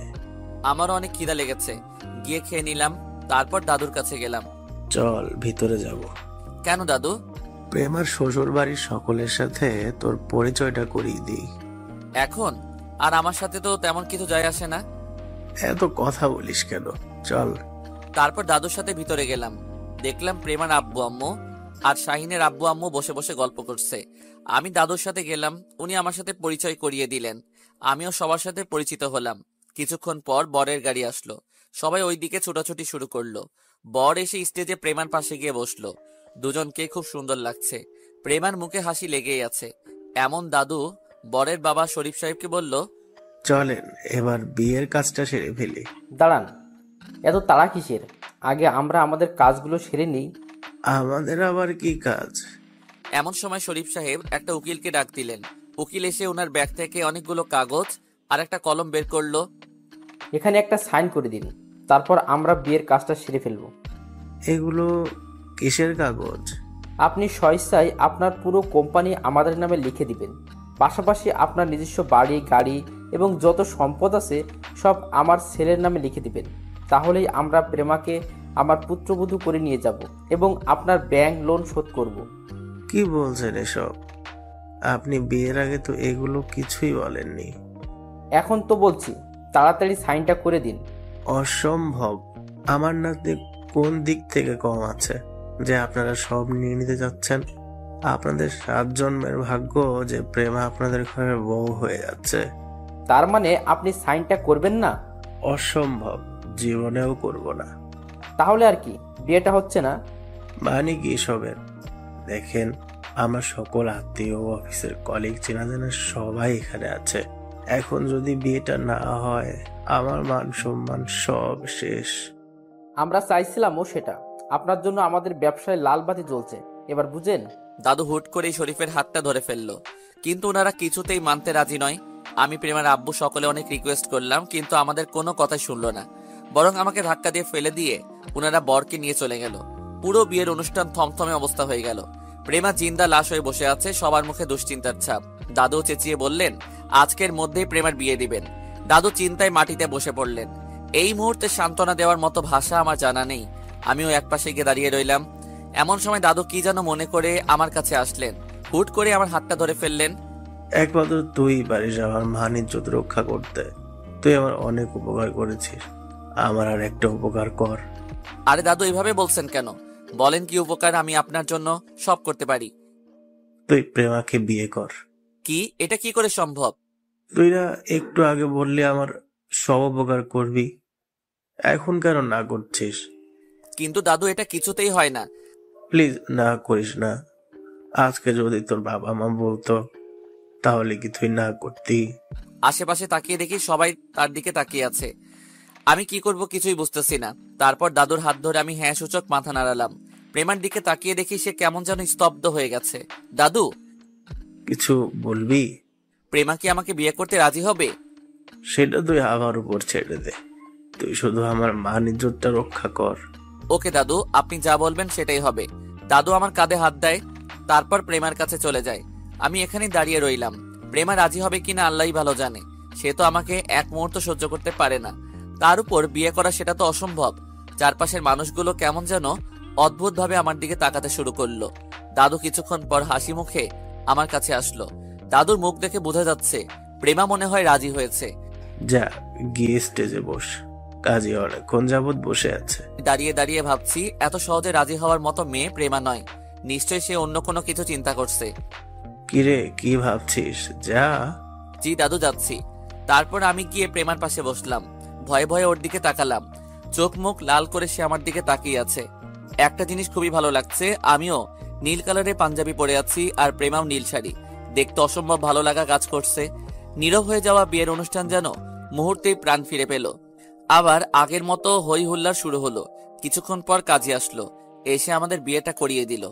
যদিও প্রেমা সহজে কবুলটা বলেনি, অনেক ভেবেচিন্তে তারপর বলেছে। প্রেমা আর তার বান্ধবীরা সবাই গাড়িতে গিয়ে বসলো। আমি আবারও সেই ড্রাইভারের সিটে গিয়ে বসলাম। প্রেমার বান্ধবীরা অনেকে অনেক রকম মজা করতেছে, বাট সে একদম চুপ ছিল। যাই হোক, অতবার বাসায় চলে আসলাম। সবই ঠিকঠাক চলছে। এখন প্রায় রাত 12টা। আমি দাঁড়িয়ে আছি বাসার ছাদে। আম্মুকে কল দিলাম। কিছুক্ষণ পর আম্মু কল ধরলো, মনে হয় ঘুমিয়েছিল। আম্মুকে পুরো বিষয়টা বুঝিয়ে বলি। আম্মুও অনেক খুশি। আম্মু বলছে কালই প্রেমাকে নিয়ে বাড়িতে যাওয়ার জন্য, কিন্তু সেটা তো পসিবল না। আম্মুর সাথে অনেকক্ষণ কথা বলে কলটা কেটে দিলাম। তারপর দিনুল আর মামুনকেও জানালাম। ওরা তো আমার উপর অনেক রাগ যে ওদেরকে না বলে বিয়ে করে ফেলছি। যাই হোক, কথা বলা শেষে আকাশের দিকে তাকিয়ে ভাবছি কি থেকে কি হয়ে গেল। কালকে এই সময়ও আমি ওনাদের ড্রাইভার, আর আজকে জামাই। বিয়ের জন্যই আমি বাড়ি ছেড়ে পালালাম, আর এখানে এসেও বিয়ে। এই বিয়েটা আমাকে ছাড়লো না। একটু পর অনুভব করলাম কেউ পিছনে এসে আমার কাঁধে হাত দিয়েছে। তাকিয়ে দেখি দাদু। দাদু, আপনি ঘুমাননি এখনো? আমি তোর সাথে খুব অন্যায় করে ফেলছি, তাই না? আরে দাদু, আপনি এগুলো কি বলেন? আপনি এত বিশাল সারপ্রাইজ দিবেন আমি কখনো কল্পনাও করিনি। যা, প্রেমা অনেকক্ষণ যাবত অপেক্ষা করছে, রাতও অনেক হয়েছে, যা ভেতরে যা। আমি আর কিছু না বলে চলে গেলাম। নিচে এসে প্রেমার রুমের সামনে দাঁড়িয়ে আছি। আসলে আমার রুম ছিল নিচে, কিন্তু আজ থেকে এখানে কেমন যেন অস্বস্তি লাগছে। ভয় ভয় দরজা খুললাম, ভিতরে গেলাম। দেখলাম প্রেমা ভিতরে নেই, হয়তো ওয়াশরুমে গেছে। আমি গিয়ে সোফায় বসে রইলাম, কিন্তু আমার ধারণা ভুল। প্রেমা বারান্দায় গিয়ে কার সাথে যেন মোবাইলে কথা বলছে। এসে আমার দিকে তাকালো, কিছু না বলে গিয়ে সোজা ঘুমিয়ে গেল। আমি কিছুক্ষণ বসে রইলাম, তারপর আমিও গিয়ে ওর পাশে খাটে গিয়ে বসলাম। যেই মাত্রই বসলাম, সাথে সাথে সে একটা ধাক্কা মেরে আমাকে নিচে ফেলে দেয়। আই ছোট লোকের বাচ্চা, তো সাহস কি করে হয় আমার পাশে ঘুমানোর? তাহলে কোথায় ঘুমাবো? জাহান্নামে গিয়ে ঘুমা, শালা ছোট লোক। দেখেন, আমি কিন্তু আপনার হাজবেন্ড। কি? তুই আমার হাজবেন্ড? তোর কি ধারণা তোর মতো খ্যাত অশিক্ষিত ছোট লোককে আমি আমার হাজবেন্ড হিসেবে জীবনেও মানবো না। মানে কি এসবের? তাহলে বিয়ে কেন করলেন? সেটা দাদুর জন্য। দাদুর দিকে তাকিয়ে না করতে পারিনি। আর হ্যাঁ, তুই তোর মতো থাকবি, আমি আমার মতো। জীবনেও কোনোদিন আমার সামনে স্বামীর অধিকার নিয়ে আসবি না, বলে দিলাম। ড্রাইভার ড্রাইভারের মতো থাকবি। তুই আগেও ড্রাইভার ছিলি, এখনো ড্রাইভার হিসেবেই থাকবি। তোকে দাদু আর আব্বু আম্মু ভালো চোখে দেখে, আমি না। তোদের মতো ছেলেদের আমার ভালো করে চেনা আছে। দাদুকে ফাঁদে ফেলে আমাকে বিয়ে করছিস, আমি সব জানি। কিন্তু শুনে রাখ, খুব তাড়াতাড়ি আমি তোকে ডিভোর্স দিব। শালার এই ছিল আমার কপালে, যার জন্য করলাম চুরি, সেই চোর ডাকে। আমি কিছু না বলে রুম থেকে বের হয়ে চলে যাব। এমন সময় প্রেমা আবার বলে, ওই কই যাস? তো এখানে থেকে কি করব? আমি আমার রুমে চলে যাচ্ছি। ড্রাইভারের জায়গায় যাচ্ছি। না, যাবি না। মানে কি? যাব না কেন? তুই যদি এখন ওখানে যাস বা ওই রুমে থাকিস, তাহলে সবাই ভাববে আমার আর তোর মাঝে কিছু হয়েছে, পরে আরো ঝামেলা হবে। বাহ, বুদ্ধি তো ভালোই আছে দেখা যাচ্ছে। আর হ্যাঁ শুন, তুই আমাকে ম্যাম বলেই ডাকবি, মনে থাকবে? হ্যাঁ, সুযোগ মাথা নাড়ালাম। আজ থেকে তুই নিচে থাকবি, খবরদার ভুলেও আমাকে টাচ করার চেষ্টা করবি না। যদি করিস তাহলে দেখবি আমি তোর কি হাল করি। আমি কিছু না বলে সোফায় গিয়ে ঘুমালাম। লাইট অফ করার সাথে সাথে এই প্রেমা লাফিয়ে উঠলো। ওই তুই লাইট কেন অফ করলি? লাইটটা অফ না করলে ঘুমাবো কিভাবে? আমি আলোতে ঘুমাতে পারি না। তুই কি ভাবছিস আমি তোর মতলব বুঝি না? লাইট অফ করবি, তারপর তুই আমাকে ছি লাইট অফ করতে পারবি না। রাগে আমার পুরো শরীর কেঁপে উঠলো। সোজা উঠে চলে যেতে লাগলাম। কিরে কই যাস? তো এখানে থেকে কি করব? এখানে থাকলে তো আমি আপনার গায়ে হাত দিব। তার চেয়ে বরং চলে যাওয়াই বেটার। এত খারাপ মন মানসিকতা নিয়ে থাকেন কিভাবে? সবার মন কি আপনার মতো? তো ওদের ছেলেদের আমার চেনা আছে। যা শুয়ে পড়। শোন, ডিম লাইট জ্বালিয়ে রাখ, আমার ভয় করে। আর কিছু না বলে ডিম লাইট জ্বালিয়ে ঘুমিয়ে গেলাম। সকালে চিল্লাচিল্লি শুনে ঘুমটা ভাঙলো। তাকিয়ে দেখি প্রেমাও নেই। আমি এক লাফ দিয়ে উঠে গেলাম। তাড়াতাড়ি করে সোফায় রুমে গেলাম। গিয়ে দেখি অনেকগুলো লোক দাদুকে ঘিরে দাঁড়িয়ে আছে। আমি যাওয়ার পর, কি ব্যাপার, আপনারা কারা? আমরা ব্যাংক থেকে আসছি। ওনার কোম্পানি ব্যাংক থেকে অনেক টাকা লোন নিয়েছে। এখন সুদে আসলে টাকার পরিমাণ 3 গুণ হয়ে গেছে। যদি উনি টাকা ফেরত না দেয় তাহলে আমরা ওনার কোম্পানি নিলামে ওঠাতে বাধ্য হব। ওনাকে এর আগেও অনেকবার সতর্ক দেওয়া হয়েছে, বাট উনি কোনো কিছু করেনি। তাই আজকে বাসায় আসলাম। হয় টাকা দিতে হবে, নাহলে এই বাড়ি আর ওনার পুরো কোম্পানি ব্যাংকের নামে লিখে দিতে হবে। ব্যাংকের লোকটার কথা শুনে জানো আমার পুরো শরীর কেঁপে উঠলো। কি হবে এখন? দাদুর দিকে তাকালাম। উনি অপরাধী হয়ে বসে আছেন। পাশে প্রেমার আব্বু আম্মু দাঁড়িয়ে আছে। আমি ব্যাংকের লোকটাকে বললাম, স্যার কত টাকা হয়েছে মোট? অনেক টাকা। কেন, আপনি দিবেন নাকি? কে আপনি? ও আমার নাচ জামাই। স্যার আমার কিছু কথা আছে। জি বলুন। আমাদেরকে আরো 6 মাস সময় দেন, আমরা আপনাদের পুরো টাকা দিয়ে দেব। অসম্ভব, এর আগেও কয়েকবার সময় দিয়েছি, আর 1 সেকেন্ডও সময় দেওয়া যাবে না। স্যার আমি আপনাকে কথা দিচ্ছি যে আগামী 6 মাসে যদি আপনাদের টাকা না দিতে পারি তাহলে আপনারা এই কোম্পানি বিক্রি করে দিয়েন। সাথে আমাকে যে শাস্তি দিবেন সেটা আমি মাথা পেতে নিব। আমি আপনাদের আরো একটা নিউজ দিতে চাই। কি নিউজ? যদি আপনারা আমাকে 6 মাস সময় দেন তাহলে আমি পুরো টাকার উপর 5% কমিশন দিব। এবার বাকিটা আপনাদের হাতে। এখন কি আপনারা এই অল্প টাকার কোম্পানি নিয়ে নিবেন নাকি পুরো টাকার সাথে 5% কমিশন সহ নিবেন? সেটা আপনাদের ব্যাপার। আপনি যে কমিশন দিবেন সেটার ভিত্তি কি? আপনাদেরকে আমি লিখিত দিচ্ছি। এবার সিদ্ধান্ত আপনাদের হাতে। লোকগুলো কিছুক্ষণ নিজেরাই কথা বলল। এদিকে দাদু আর অন্যরা সবাই আমার দিকে তাকিয়ে রইল। কিছুক্ষণ পর ওনারা বললেন, এই যে মিস্টার, আপনার নামটা যেন কি? জি আমার নাম আরাফাত। আরাফাত সাহেব, আপনার কথায় রাজি, তবে আমাদেরও একটা শর্ত আছে। কি বলেন?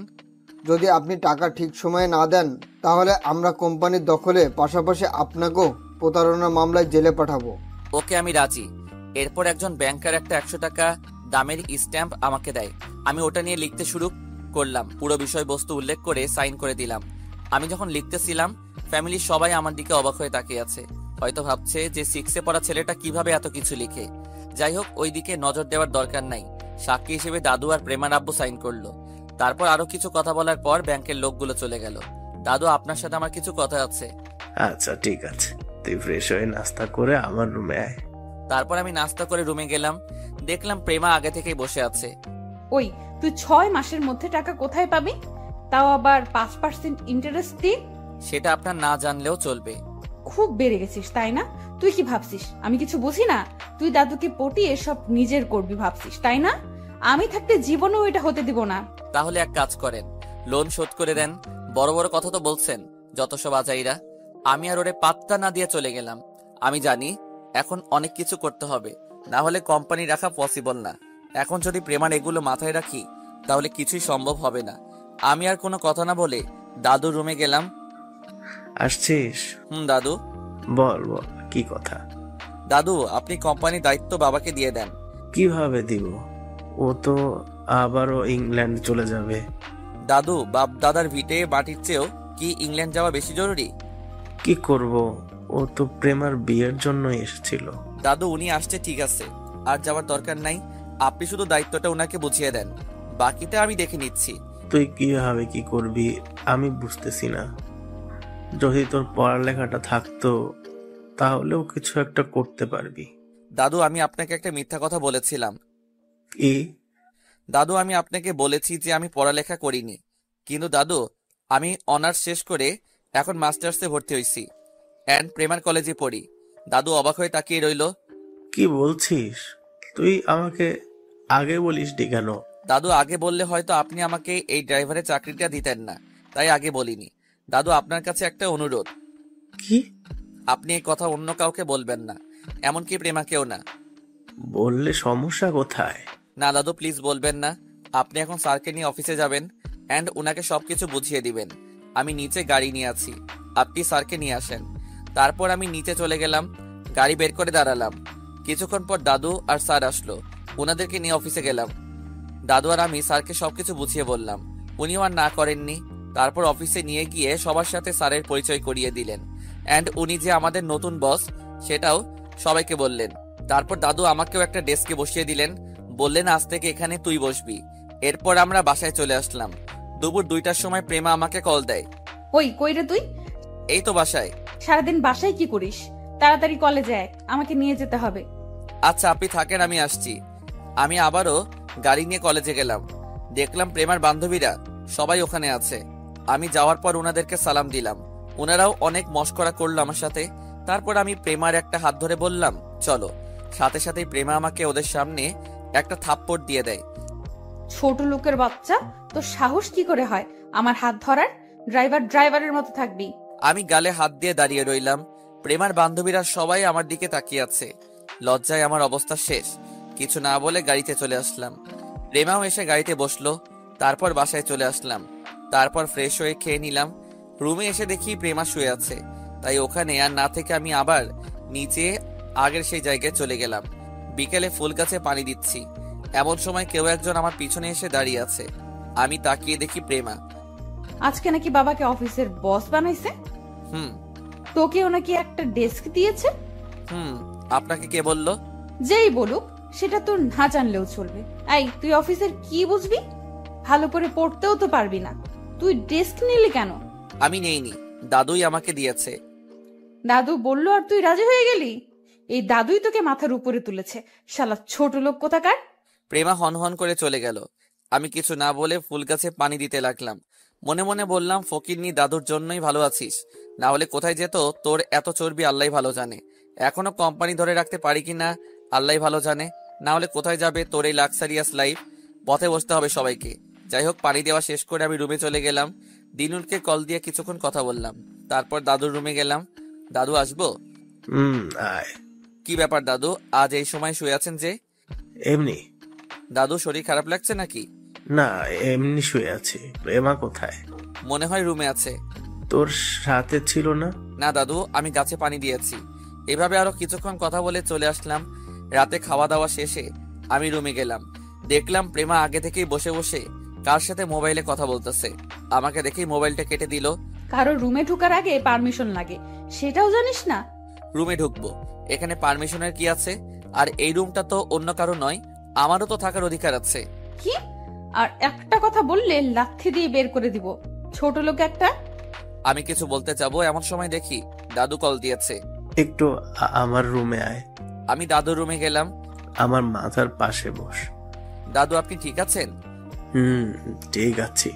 তুই কোরআন তিলাওয়াত করতে পারিস? জি দাদু পারি, কিন্তু হঠাৎ। তিলাওয়াত কর। আমি আর কিছু না বলে সূরা ইয়াসিন তিলাওয়াত করলাম। দেখলাম দাদু আস্তে আস্তে ঘুমাতে শুরু করলো। এরপর সারা আর রহমান তিলাওয়াত করলাম। দেখলাম দাদু ঘুমিয়ে গেছে। আমি দাদুর মাথায় কিছুক্ষণ হাত বুলিয়ে দিলাম। ভাবতে লাগলাম আব্বু আম্মুর পরে এই মানুষটাই আমাকে সবচেয়ে বেশি ভালোবাসে, যার উপকার বলে বোঝানো যাবে না। প্রথমে ড্রাইভার, তারপর নাচ জামাই, আবার অফিস সহকারী। আমার মনে হয় না অন্য কেউ আমার জন্য এতটা স্যাক্রিফাইস করবে। আমি রুমে চলে গেলাম। গিয়ে দেখি প্রেমাও ঘুমিয়ে গেছে। চেহারার দিকে তাকালে মনে হবে একটা বাচ্চা, কিছুই জানে না। ডিম লাইটের আলোয় একটু বেশি সুন্দর লাগছে। বেশি না তাকিয়ে আমি সোফায় গিয়ে ঘুমিয়ে গেলাম। সকালবেলা কারো চিল্লাচিল্লি শুনে ঘুমটা ভাঙলো। বুঝতে পারলাম দাদুর রুম থেকে আওয়াজ আসছে। তাড়াতাড়ি দাদুর রুমের দিকে দৌড় দিলাম। গিয়ে যা দেখলাম তাতে আমার পায়ের নিচ থেকে মাটি সরে যেতে লাগলো। আমার চারপাশ ঘুরতেছে। দেখলাম প্রেমা দাদুকে জড়িয়ে ধরে কান্না করতেছে। বুঝতে বাকি রইল না দাদু আর আমাদের মাঝে নেই। আমার পুরো পৃথিবী যেন অন্ধকার হয়ে আসলো। প্রেমার আব্বু আম্মু সবাই কান্নায় ভেঙে পড়ছে। প্রেমা এক পর্যায়ে জ্ঞান হারায়। ওরে কোলে নিয়ে রুমে দিয়ে আসলাম। মুহূর্তের মধ্যে যেন পুরো এলাকায় খবর হয়ে গেছে।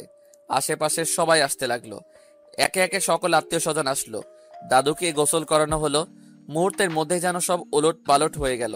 কালকে এই সময় দাদু আর আমি অফিসে কাজ করতেছি, আর আজকে দাদু। চোখ দিয়ে অনবরত পানি ঝরতে লাগলো। জোহরের নামাজের পর দাদুর জানাজা শেষ হলো। দাদুকে মাটি দিয়ে যে যার মতো চলে যেতে লাগলো। আমি কবরের পাশে বসে রইলাম। কেমনে থাকবো এই মানুষটাকে ছেড়ে? প্রেমাকে কি জবাব দিব? সে যদি জ্ঞান ফিরে দেখে তার দাদুকে আমি মাটি চাপা দিয়ে দিছি, কি জবাব দিব? কে আমাকে আরাফাত বলে ডাকবে? কে আমাকে সবকিছুতে পরামর্শ দিবে? কে আমাকে নিজের থেকেও বেশি ভালোবাসবে? মনে হচ্ছে আমার ভিতর থেকে কেউ কলিজাটা টেনে নিয়ে গেছে। সবাই কবরস্থান থেকে চলে গেল। কিছুক্ষণ পর বুঝলাম কেউ আমার কাঁধে হাত রাখলো। আমি ঝাপসা চোখে তাকিয়ে দেখি বাবা। অনেক সময় হয়েছে, চলো। আমি ওনাকে জড়িয়ে ধরে কান্না শুরু করে দিলাম। চোখের পানি ধরে রাখতে পারলাম না, ওনার চোখেও পানি। তারপর বাসায় চলে গেলাম। গিয়ে দেখি প্রেমা জিনিসপত্র ভাঙচুর শুরু করে দিয়েছে। আমাকে দেখে দৌড় দিয়ে এসে আমার কলার চেপে ধরলো।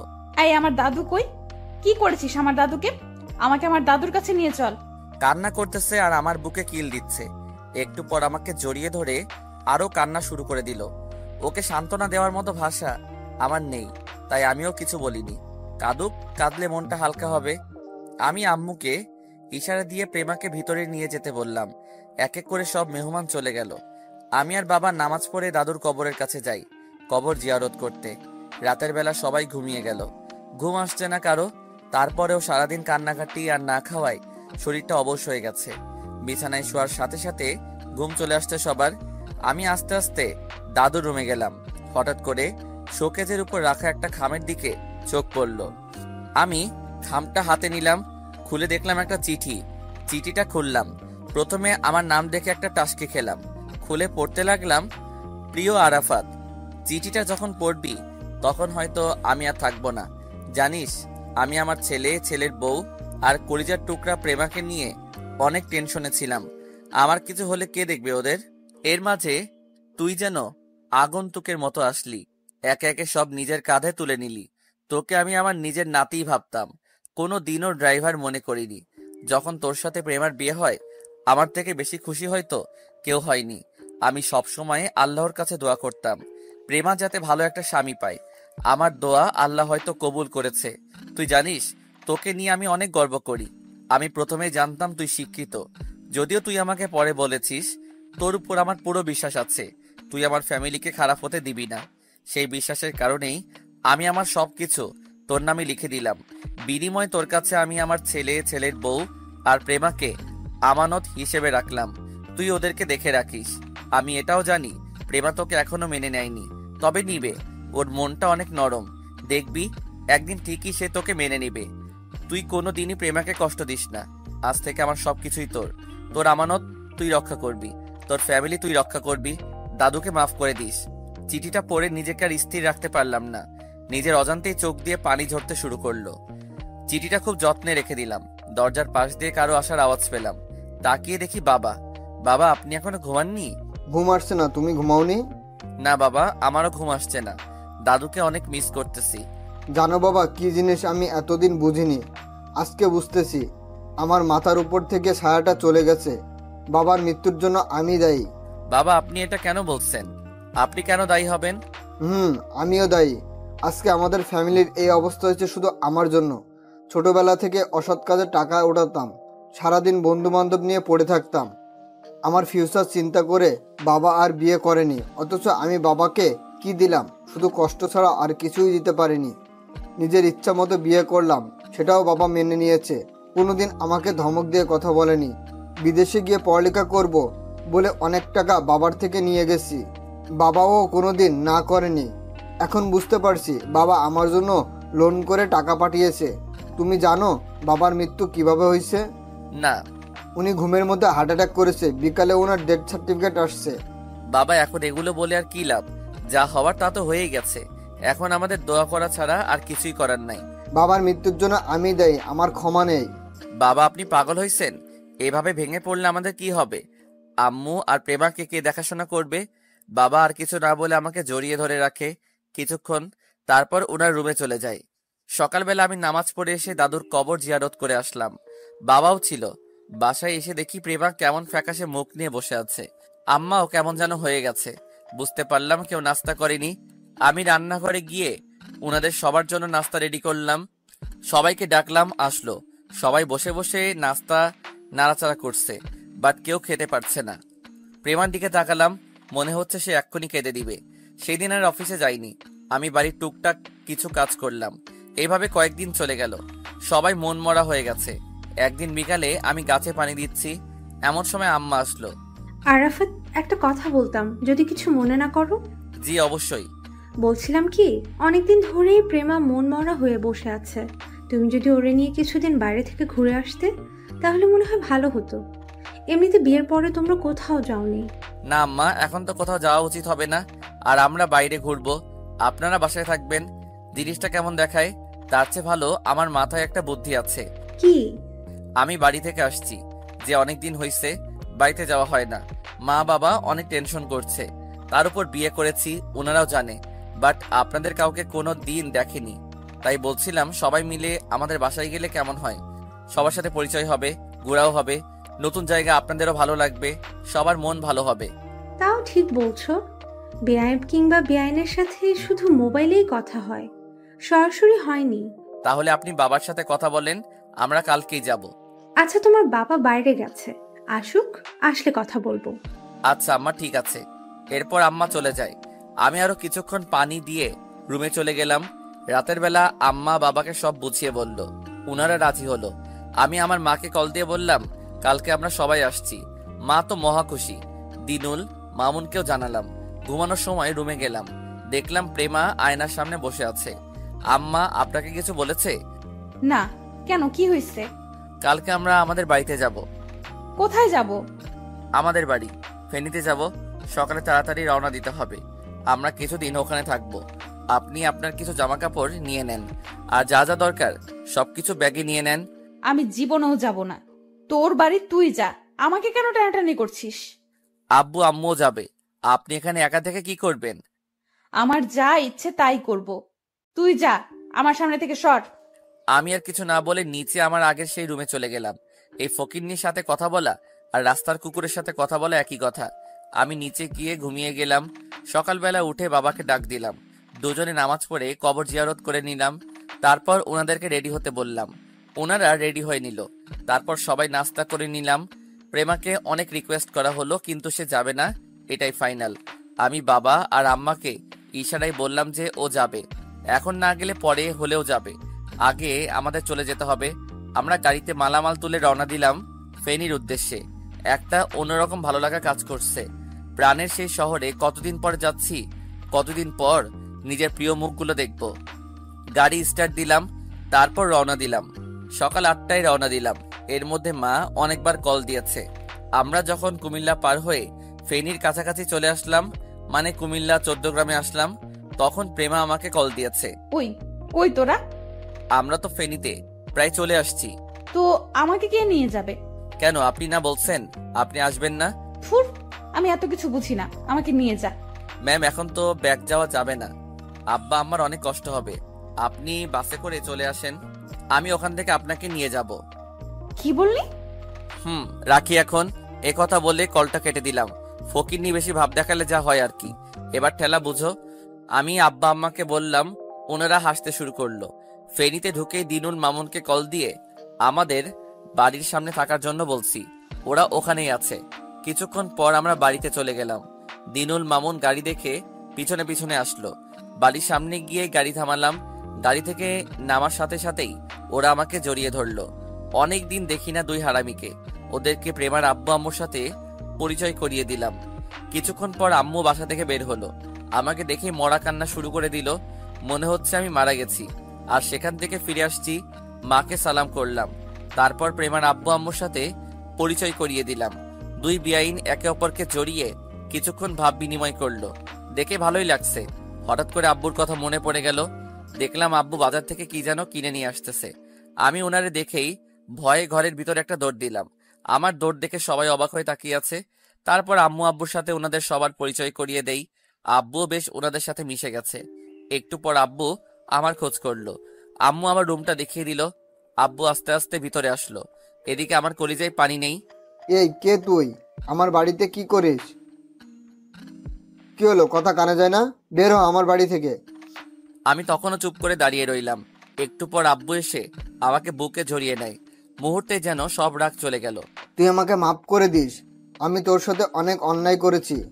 আরে আব্বু, কি বলেন এসব? আমি তো আপনার সাথে বেয়াদবি করেছি। হ্যাঁ রে, বৌমা কোথায়? আব্বু, ও অফিসে ছিল, তাই আমাদের সাথে আসেনি, একটু পর আসবে। ও আচ্ছা। আব্বু, আপনি ওনাদের একটু আপ্যায়ন করেন, আমি আপনার বৌমাকে নিয়ে আসছি। বাইরে এসে দিনুল মামুনকে বললাম ওনাদের সাথে থাকতে। তারপর আমি আবার গাড়ি নিয়ে বাস স্টেশনে গেলাম। 2 ঘন্টা পর প্রেমা আসলো। Welcome to Feni. প্রেমা অদ্ভুতভাবে আমার দিকে তাকালো। ম্যাম, আপনার আসতে কোনো সমস্যা হয়নি তো? তুই ঢাকা যা, তারপর দেখে নিব। ভুলে যাবেন না আপনি এখন ফেনীতে আছেন, আমার এলাকায়। তো কি হইছে? কি করবি তুই আমার? সরি, কিছু না। চলেন গাড়িতে উঠেন। গাড়িতে ওঠার পর আমি গাড়ি স্টার্ট দিলাম। তারপর বাসার দিকে রওনা শুরু করলাম। ম্যাম, একটা কথা বলার ছিল। কি? যদিও আপনি আমাকে আপনার বর হিসেবে মেনে নেননি, আমিও আর কিছু বলিনি, কিন্তু বাইরে সবাই জানে আপনি আমার স্ত্রী। তো এখন কি হইছে? না মানে বলছিলাম কি, আপাতত যতদিন বাড়িতে আছি আপনি ততদিন প্লিজ আমার সাথে একটু ভালোভাবে কথা বলবেন। আমি পারবো না। প্লিজ ম্যাম, আপনি যদি আব্বু আম্মুর সামনে আমার সাথে এইভাবে কথা বলেন বা নাম ধরে ডাকেন, ওনারা অনেক কষ্ট পাবেন। প্লিজ ম্যাম, কিন্তু কথা দিচ্ছি ওনাদের বাইরে আমি ড্রাইভারের মতোই থাকবো। আচ্ছা, দেখা যাবে।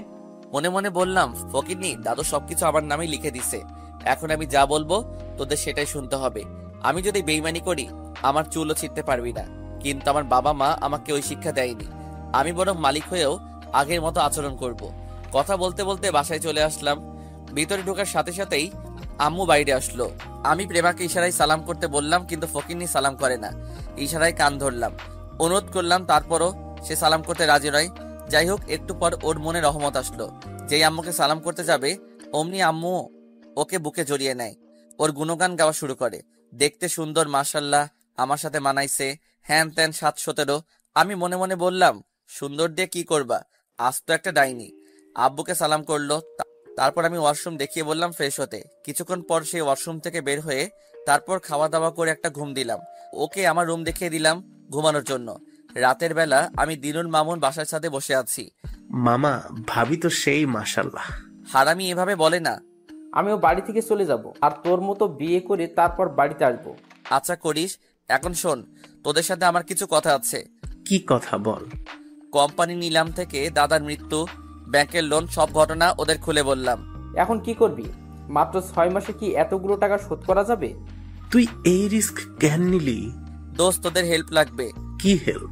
তোরা আমার সাথে যাবি, আমার অফিসে চাকরি করবি, বিনিময়ে আমি তোদেরকে বেতন দিব, কিন্তু তোদের আমার সাথে একসাথে কাজ করতে হবে, অ্যান্ড দিন রাত সমান করে কাজ করতে হবে। আমরা তো তোর অফিসে কলিগ না। আরে বোকা, মনে কর তোদের চাকরি হয়েছে, তোরা সাথে থাকলে সবকিছু সম্ভব। আমিও তোদের সাথে এক হয়ে কাজ করব। না জানি কখন। ওনারা আসছে, কয়েকদিন থাক, এরপর একদিন সময় করে বেরিয়ে যাব। আচ্ছা ঠিক আছে, আমরা যাব, তবে একটা শর্ত আছে। তোর আবার কিসের শর্ত? তোর মতো এইরকম একটা বউ ম্যানেজ করে দিতে হবে। শালা হারামি। এভাবে আরো প্রায় 1 ঘন্টার মতো আড্ডা দিলাম। অনেক কথা জমে আছে। সব শেষ করে ওদের বললাম একসাথে খাওয়ার জন্য। ওদেরকে নিয়ে নিচে গেলাম। আমি ওদের ডাইনিং টেবিলে বসতে বলে নিজের রুমে গেলাম। দেখলাম আব্বু ছাড়া সবাই বসে গল্প করতেছে। মা চলো, ওনাদের খাবার দিবে। দিনুল মামুনও আছে। চলো। বেআইন, আপনারা আসেন। বৌমা, আসো। আমি একটু ভাব দেখিয়ে বললাম, প্রেমা চলো। প্রেমা আমার দিকে রাগী ভাবে তাকিয়ে বলল, শালা অশিক্ষিত। ওই মেয়ে, কি বললে তুমি? অশিক্ষিত কাকে বলছো? তুমি জানো আমার ছেলে ইংরেজিতে অনার্স কমপ্লিট করেছে, এখন ঢাকাতেও ইংরেজিতে মাস্টার্স করতেছে। মায়ের কথা শুনে সবাই অবাক হয়ে আমার দিকে তাকালো। তারপর মা চলে গেল। আমি চোরের মতো হয়ে গেলাম। ব্যস্ততা দেখিয়ে আমিও বাইরে চলে আসলাম। একটু পর প্রেমা, ওর আব্বু আম্মু ডাইনিং রুমে আসলো। সবাই খেতে বসলো। প্রেমা আর আমি পাশাপাশি বসছি। প্রেমা খাওয়ার মাঝে মাঝে আমার দিকে তাকালো। আম্মু খুব আদর করে সবাইকে খাইয়ে দিলেন। খাওয়া দাওয়া শেষে আমি দিনুল আর মামুনকে বিদায় দিতে বাইরে গেলাম। ওদের সাথে বাইরে কিছুক্ষণ আড্ডা দিয়ে বাসায় আসলাম। ততক্ষণে সবাই বসে বসে টিভি দেখতেছে আর গল্প করতেছে। প্রেমা, আব্বু আম্মু শুধু আমার কথাই বলতেছে, আর এইদিকে প্রেমা বসে বসে জ্বলতেছে। আমি যাওয়ার পর আমিও মায়ের পাশে গিয়ে বসলাম। আমি সহ কিছুক্ষণ গল্প করলাম। তারপর শ্বশুর শাশুড়িকে ওনাদেরকে রুম দেখিয়ে দিলাম ঘুমানোর জন্য। প্রেমা মনে করছে ওরেও কিছু বলবো, কিন্তু না, কিছুই বললাম না। আমি আমার রুমে চলে আসলাম। এসে বিছানায় শুয়ে শুয়ে মোবাইল টিপতেছি। খেয়াল করে দেখলাম প্রেমা চোখ মুখ লাল করে রুমে আসলো। এসে দরজাটা ঠাস করে লাগিয়ে দিল। ওই, তুই আমাকে রেখে চলে আসলি কেন? কেন, আমি কি আপনাকে কোলে করে নিয়ে আসবো নাকি?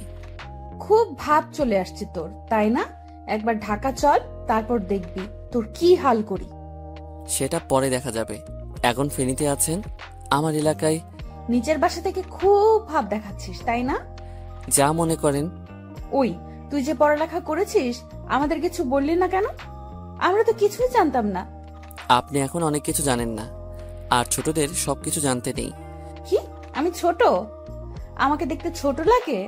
দেখতে ছোট লাগে না, বাট মন মানসিকতা এখনো ছোট। বিদেশে পড়ালেখা করেছেন, অথচ কোথায় কি বলতে হবে সেটাই জানেন না।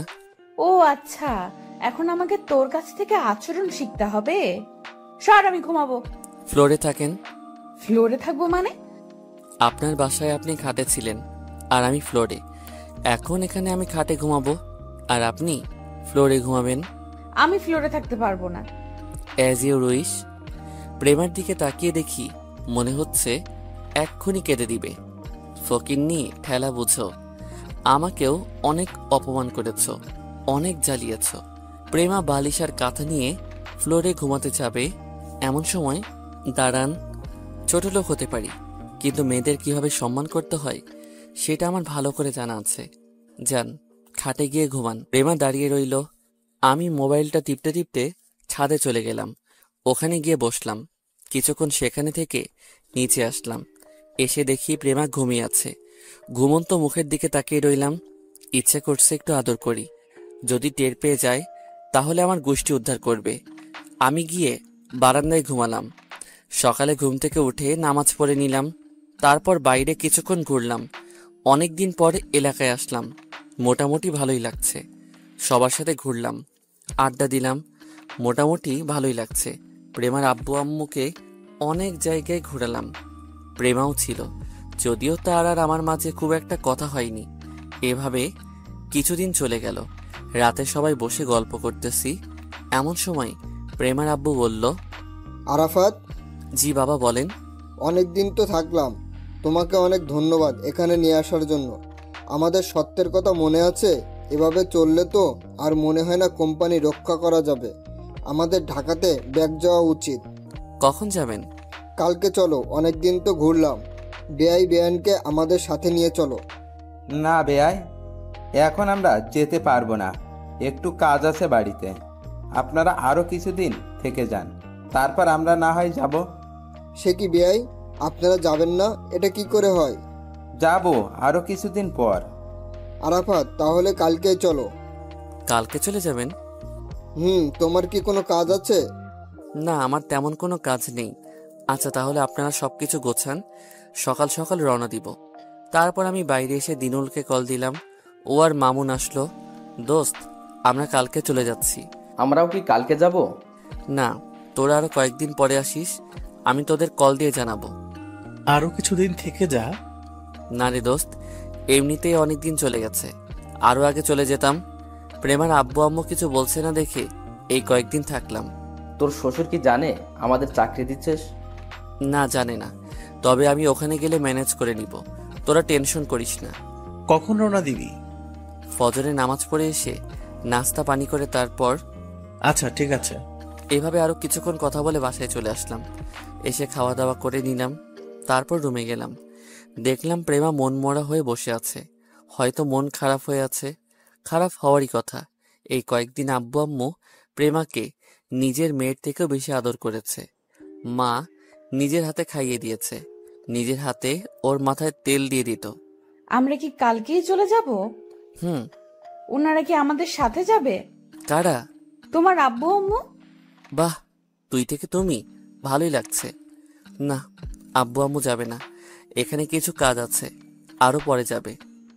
ও, আপনি চাইলে থেকে যেতে পারেন, থাকবেন? আচ্ছা, অনেক রাত হইছে, ঘুমিয়ে পড়েন, সকালে আবার তাড়াতাড়ি উঠতে হবে।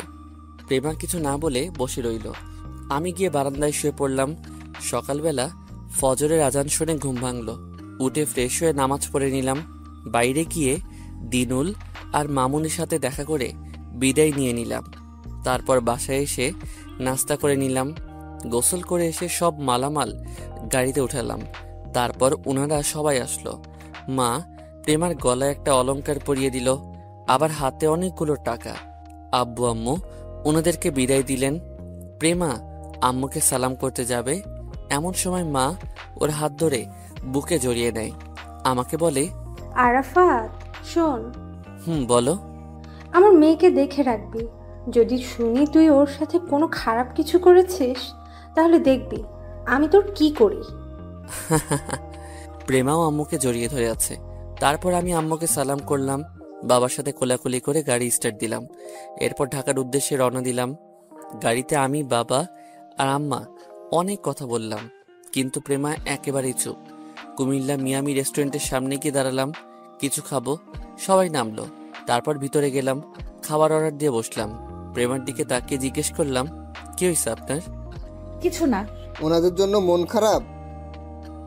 আচ্ছা, আর কিছুদিন যাক, ওনাদেরকেও ঢাকা নিয়ে আসবো সারা জীবনের জন্য। সত্যি? এখন খেয়ে নে। তারপর সবাই নাস্তা করে আবার গাড়িতে উঠলাম। ঢাকা আসতে আসতে প্রায় দুপুর হয়ে গেল। বাসায় যাওয়ার সময় বাইরে থেকে খাবার নিয়ে গেলাম, কারণ এখন রান্না করা সম্ভব না। বাসায় গিয়ে ফ্রেশ হয়ে খেয়ে আমি নিচে এসে সেই আগে ড্রাইভারের রুমে এসে ঘুমালাম। রাতের বেলায় এশারে নামাজ পড়ে এসে দাদুর কবর জিয়ারত করে আসলাম। তারপর বাসায় আসলাম, খাওয়া দাওয়া করে প্রেমার রুমে গেলাম, কারণ নিচে গেলে বাবা মাইন্ড করে। অনেকবার আমাকে নিজের রুমে থাকতে নিষেধ করছে। তাই প্রেমার রুমে গেলাম। গিয়ে দেখি সে আম্মুর সাথে তোলা সেলফিগুলো দেখতেছে। আমাকে দেখে মোবাইলটা রেখে দিল। আমি একটা বালিশ নিয়ে সোফার দিকে যাব, এমন সময় প্রেমা বলল, একটা কথা বলবো? বলেন। তুমি চাইলে খাটে ঘুমাতে পারো, আমার সমস্যা হবে না। ধন্যবাদ, কিন্তু আমি ঘুমাবো না। কেন? ড্রাইভার কখনো মালিকের মেয়ের সাথে ঘুমাতে পারে না। তুমি তোমার হাজবেন্ড। কে বলল? সবাই তো জানে। সবাই জানে, কিন্তু এটা জানে না যে বিয়ের পর থেকে আমি নিচে ঘুমাই আর আপনি খাটে। সবাই এটা জানে যে আপনি আমাকে আগের মতো সেই তুই করেই ডাকেন, যেখানে সেখানে অপমানিত করেন। আমার খাটে থাকার দরকার নেই, আপনার খাট আপনি ঘুমান। প্রেমা কিছু বলতে চেয়েছিল, বাট তার আগে আমি রুমের লাইটটা অফ করে শুয়ে পড়ি। পরের দিন সকালে বাবা আর আমি একসাথে অফিসে যাই। আমি গিয়ে আমার ডেস্কে বসি আর বাবা ওনার রুমে যাই। আমি অন্যান্য কর্মচারীদের কাছ থেকে সবকিছু বুঝে নিই, তারপর নতুন করে আবার সবকিছু শুরু করি। বাবার রুমে গেলাম। বাবা, আসবো? আরে আসো আসো, কিছু বলবে? বাবা, একটা কথা বলার ছিল। বলো। বাবা, ফেনীতে আমার 2টা বন্ধুকে বলেছি এখানে কাজ করার জন্য। ওরা সহ একসাথে কাজ করলে আমরা অনেক দূর এগিয়ে যেতে পারবো, না হলে লোন শোধ করা কষ্ট হয়ে যাবে। তোমার যেটা ইচ্ছা হয় সেটাই করো, যেভাবে ভালো বোঝো। বাবা, আরেকটা কথা। কি? বাবা, আমি ওদের সাথে বাইরে থাকবো। বাইরে থাকবে মানে? বাবা, আমি চিন্তা করেছি অফিসের উপরের তলায় আমাদের থাকার ব্যবস্থা করব। আমি আর বাসায় যাব না, এখান থেকেই কাজ করব। সে কি, বাসায় যাবে না কেন? বাসা থেকে করলেই তো পারো। বাবা, মাত্র 6টা মাস, আমাদের মাথা থেকে সব চাপ চলে যাক, তারপর না হয় বাসায় গিয়ে থাকবো। এই 6 মাস আমার মাথায় বাসার চিন্তা না থাকাই বেটার হবে। প্রেমা কি বলবে? আপনি বলে দিয়েন, না হয় আমি আজকে বলে দিব। প্রয়োজনে আমি ওকে কলেজে দিয়ে আসবো, আবার ছুটির পর নিয়ে আসবো। আচ্ছা বাবা, তোমার যেভাবে মন চাই করো। ধন্যবাদ। তারপর আমি আমার ডেস্কে চলে গেলাম। গিয়ে দিনুল আর মামুনকে কল দিয়ে আগামীকাল আসার জন্য বললাম। ওরাও আসবে বলে জানিয়ে দিয়েছে। অফিস শেষে গাড়ি চালিয়ে বাবাকে নিয়ে বাসায় গেলাম। রাতের বেলা সোফায় বসে টিভি দেখতেছে, এমন সময় আমি বাবাকে ইশারা দিয়ে বিষয়টা বলতে বললাম। বাবা পুরো বিষয়টা আমাকে আর প্রেমাকে বুঝিয়ে বলেছেন। ওনারা কিছুই বলেনি। রাতে ঘুমাতে গেলাম। প্রেমা বলল, বাসায় থেকে অফিস করা যায় না? গেলেও করব না, মাথার উপর অনেক চাপ, পরেরটা পরে দেখা যাবে। আমার কলেজ প্রতিদিন করার দরকার নেই, সপ্তাহে 2-3 দিন করবেন, আর আমাকে কল দিয়েন, আমি দিয়ে আসবো। প্রেমা আর কিছু না বলে ঘুমিয়ে গেল। আমিও ঘুমিয়ে গেলাম। পরের দিন বাবাকে অফিসে নামিয়ে দিয়ে আমি বাস স্টেশনে গেলাম দিনুল আর মামুনকে নিয়ে আসতে। অনেকক্ষণ ওয়েট করার পর ওরা আসলো। ওদের সাথে কোলাকুলি করে গাড়িতে বসিয়ে ওদেরকে সরাসরি অফিসে নিয়ে গেলাম। তারপর অফিসের উপরের তলায় ওদের থাকার ব্যবস্থা করলাম।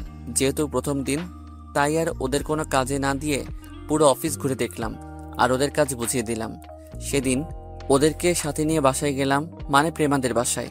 ওরা তো বাসা দেখে হা করে তাকিয়ে আছে। গিয়ে আম্মু আর প্রেমার সাথে দ্বিতীয়বারের মতো পরিচয় করিয়ে দিলাম। তারপর একসাথে দুপুরে খাবার খেয়ে ওদেরকে নিয়ে বাজারে গেলাম, কিছু জিনিস কিনলাম। এরপর ওদেরকে নিয়ে আবার অফিসে গেলাম। আমি ওদের সবকিছু ঠিকঠাক ভাবে করতে বলে বাবাকে আবার বাসায় নিয়ে আসলাম। এরপর আমি আবার ওদের কাছে চলে গেলাম। রাতের বেলা আমি নিজেই রান্না করলাম, খেতে বসলাম 3 জন একসাথে। আরাফাত, তোর ভাগ্য অনেক ভালো। কেন? এই যে এত বড় অফিসের চাকরি, বড় লোকের মেয়ের সাথে বিয়ে, আবার তুই যেভাবে বলছিস ওনারাও তোর কথা শুনতেছে। ভাবিও অনেক ভালো মনের দেখলাম। তোরা আসল মানুষটাকে দেখিসনি? উনি না থাকলে হয়তো কিছুই হতো না। কে? দাদু। দাদুর জন্যই এসব কিছু হয়েছে। আচ্ছা, আরেকটা কথা বলতো, কি? তুই ওই বাসা ছেড়ে আমাদের সাথে কেন থাকবি?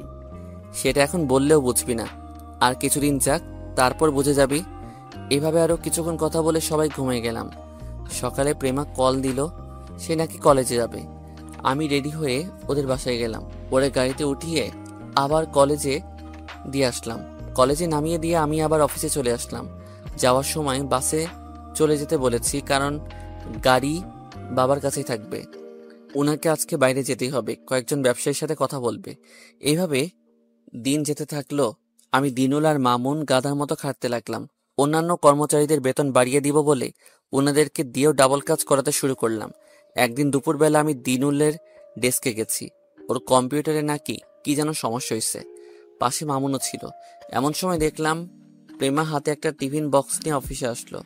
বাবাও তো অফিসে নাই, টিফিন কার জন্য? আমার জন্য নাকি? দূর, আমার জন্য কেন আনবে?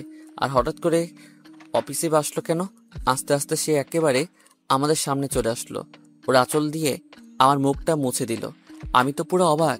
তারপর বলল, সারাদিন শুধু কাজ করলে হবে, ঠিক মতো খেতে হবে না?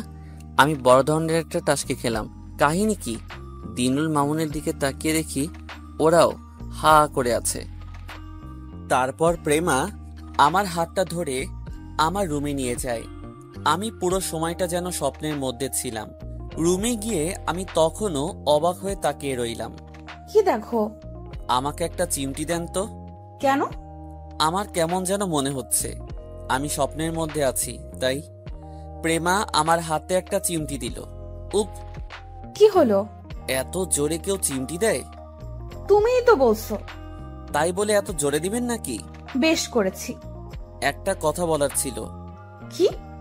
হঠাৎ করে এত ভালোবাসা কেন? এত আদরের মানেটা কি? কেন? আমি কি একটু যত্নও নিতে পারি না? সেটা না, যে আপনি আমার নামই শুনতে পারতেন না, আর সে আপনি আজকে আমার জন্য খাবার নিয়ে আসছেন, বিষয়টা অবাক করার মতো। মানুষ সবসময় একরকম থাকে না, আর আগের সবকিছুর জন্য সরি। আচ্ছা, এখন ওসব কথা থাক, তুমি ফ্রেশ হয়ে আসো, আমি খাবার দিচ্ছি। তারপর আমি ওয়াশরুমে গেলাম, ফ্রেশ হয়ে আসলাম। প্রেমার নিজের হাতে ভাত বেড়ে দিল আর বলতে থাকলো, জানো, আমি তোমার জন্য নিজের হাতে রান্না করে নিয়ে আসছি। ও তাই নাকি? আচ্ছা, তাহলে তাড়াতাড়ি দেন। প্রেমা আমাকে ভাত দিলে প্রথম নলা মুখে দিতেই আমার 12টা বেজে গেল। যেমন ঝাল তেমন কড়া, মুখে দেওয়াটাই অনেক কষ্টের। আমি তারপরও হাসি মুখে খাচ্ছি। কেমন হয়েছে? অসাধারণ। আমার কেমন যেন মনে হচ্ছে রান্না ভালো হয়নি। খুব ভালো হয়েছে। দেখি, আমি একটু খেয়ে দেখি। হুম, আমার জন্য এনেছেন, আমি খাবো। না, আমিও একটু খেয়ে দেখি। প্রেমা এক প্রকার জোর করে খেয়ে নিল। খেয়েই চোখ মুখ লাল করে কাশতে থাকলো। আমি তাড়াতাড়ি করে পানির গ্লাসটা ওকে দিলাম। প্রেমা পানি খেয়ে কিছুক্ষণ দম নিল। এত বাজে খাবার, অথচ তুমি হাসি মুখে খেয়ে নিয়েছো? একটাবার বললেও না।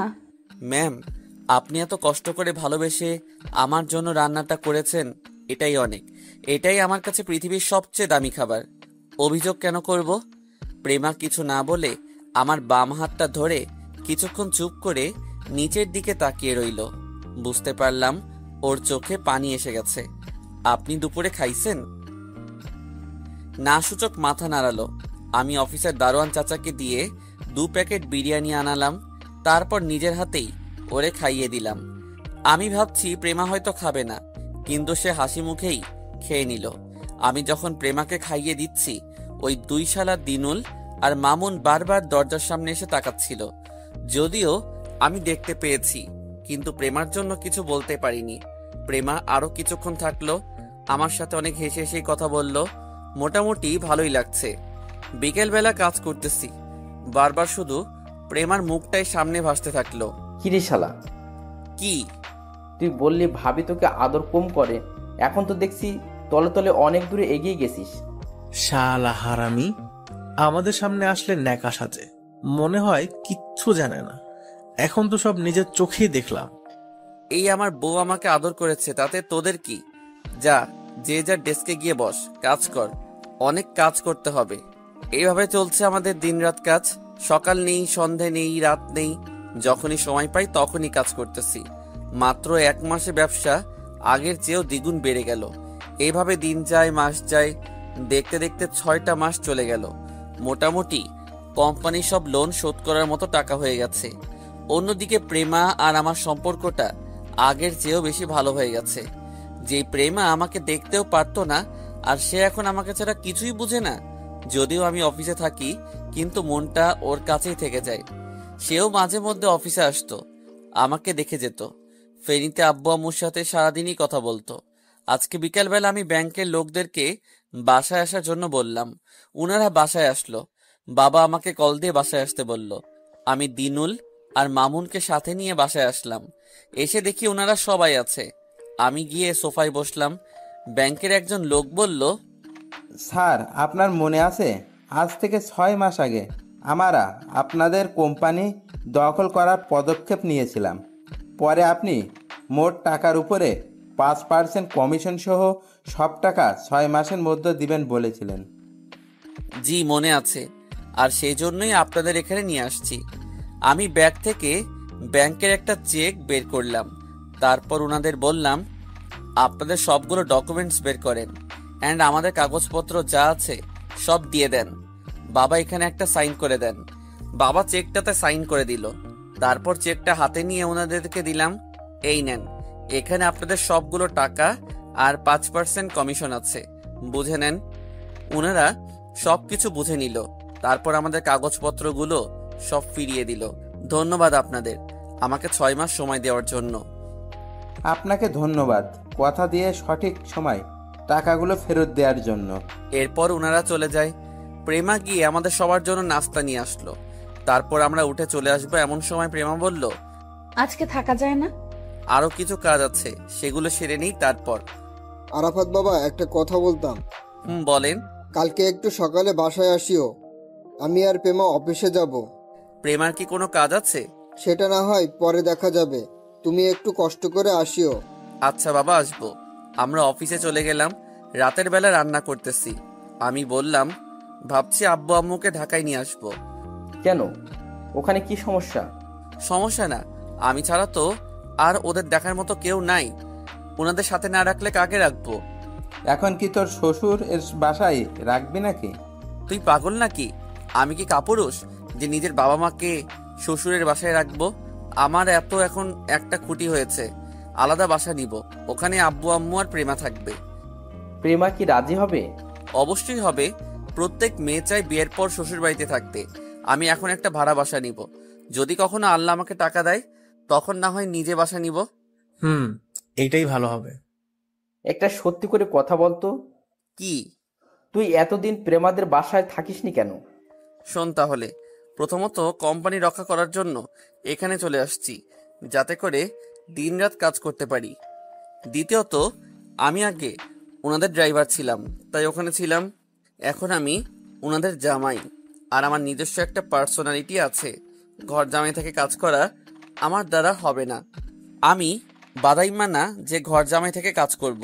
তোদের আরো একটা কথা বলা হয়নি। কি? দাদু মারা যাওয়ার সময় সবকিছু আমার নামে লিখে দিয়ে গেছে, এমনকি বাড়িও। তাহলে তো বাড়ির মালিক তুই। তাহলে ওখানে থাকতে সমস্যা কোথায়? দেখ, আমি জানি বাসার মালিক আমি, কিন্তু ওই বাসা প্রকৃতপক্ষে আমার না। আর আমার ওনাদের বাড়ি গাড়ির প্রতি কোনো লোভও নেই। ওনাদের সম্পদ ওনাদের জন্যই থাকুক। ওরা কি জানে দাদু সব তোকে লিখে দিয়ে গেছে? না, আর জানাবো না। জানালে অনেক কষ্ট পাবে, হয়তো দাদুকে বদদোয়া দিবে। আমি চাই না আমার জন্য দাদুর উপর কোনো বদদোয়া যাক। যদি কখনো জেনে যায়? তোরা ছাড়া আর কেউই জানে না। আশা করি তোরা কখনো বলবি না। জানার আর কোনো চান্স নেই। ওকে এসব কথা বাদ দে, খেতে চল। তারপর খাওয়া দাওয়া করে ঘুমিয়ে গেলাম। পরের দিন উঠে প্রেমাদের বাসায় গেলাম। গিয়ে দেখি বাবা রেডি হয়ে বসে আছে। আমি যাওয়ার পর, বাবা, প্রেমা এখনো উঠে নাই?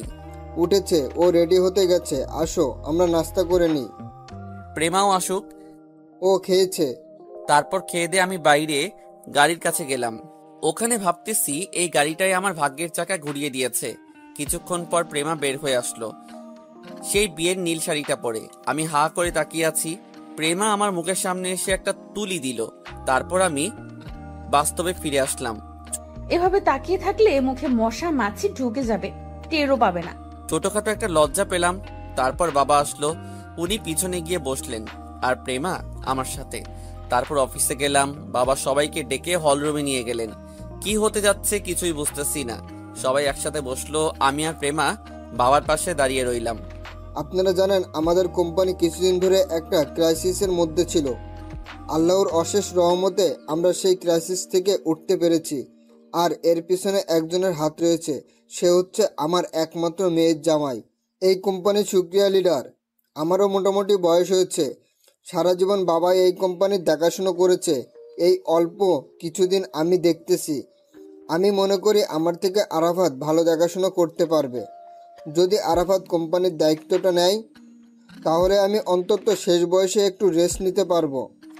আজ থেকে এই কোম্পানির প্রধান আমি আরাফাতকে ঘোষণা করলাম। আরাফাত, তোমার কিছু বলার থাকলে বলতে পারো। আমি শুধু একটা কথাই বলবো, আজকে আমাদের সফলতার পিছনে আমি ছাড়াও অনেকের হাত রয়েছে। প্রথমত দাদু, উনি আমাকে অনুপ্রেরণা দিয়েছে। আর আমার দুই বন্ধু, যারা না থাকলে হয়তো আমরা আমাদের লক্ষ্যে পৌঁছাতে পারতাম না। ওরা 5 মাস চাকরি করে একটা টাকাও আমার থেকে নেয়নি। ধন্যবাদ ওদেরকে, ধন্যবাদ সবাইকে।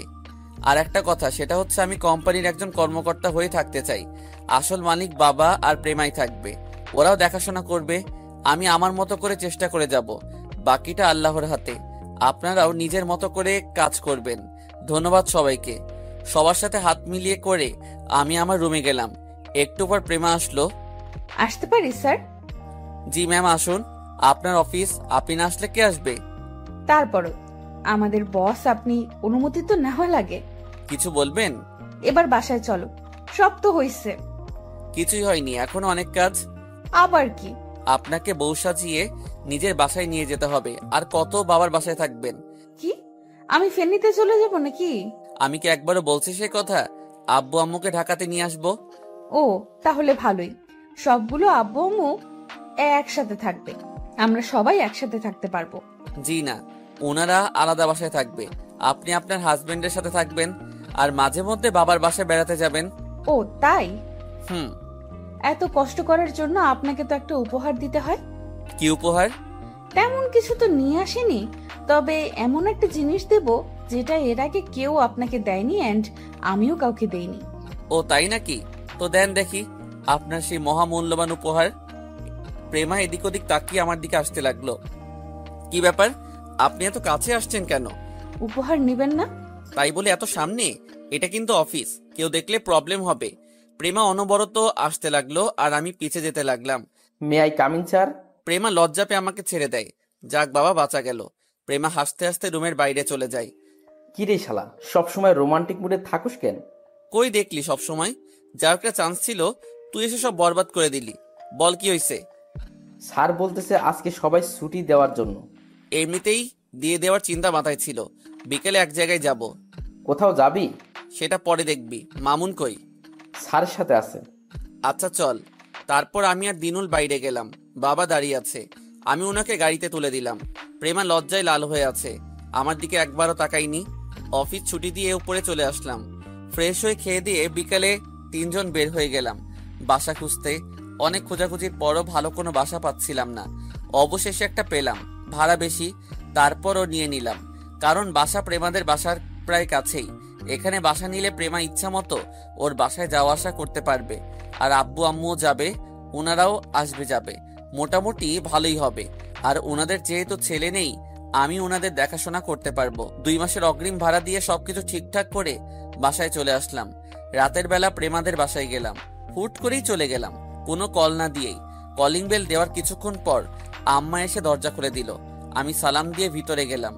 দেখলাম বাবা বসে বসে টিভি দেখতেছে।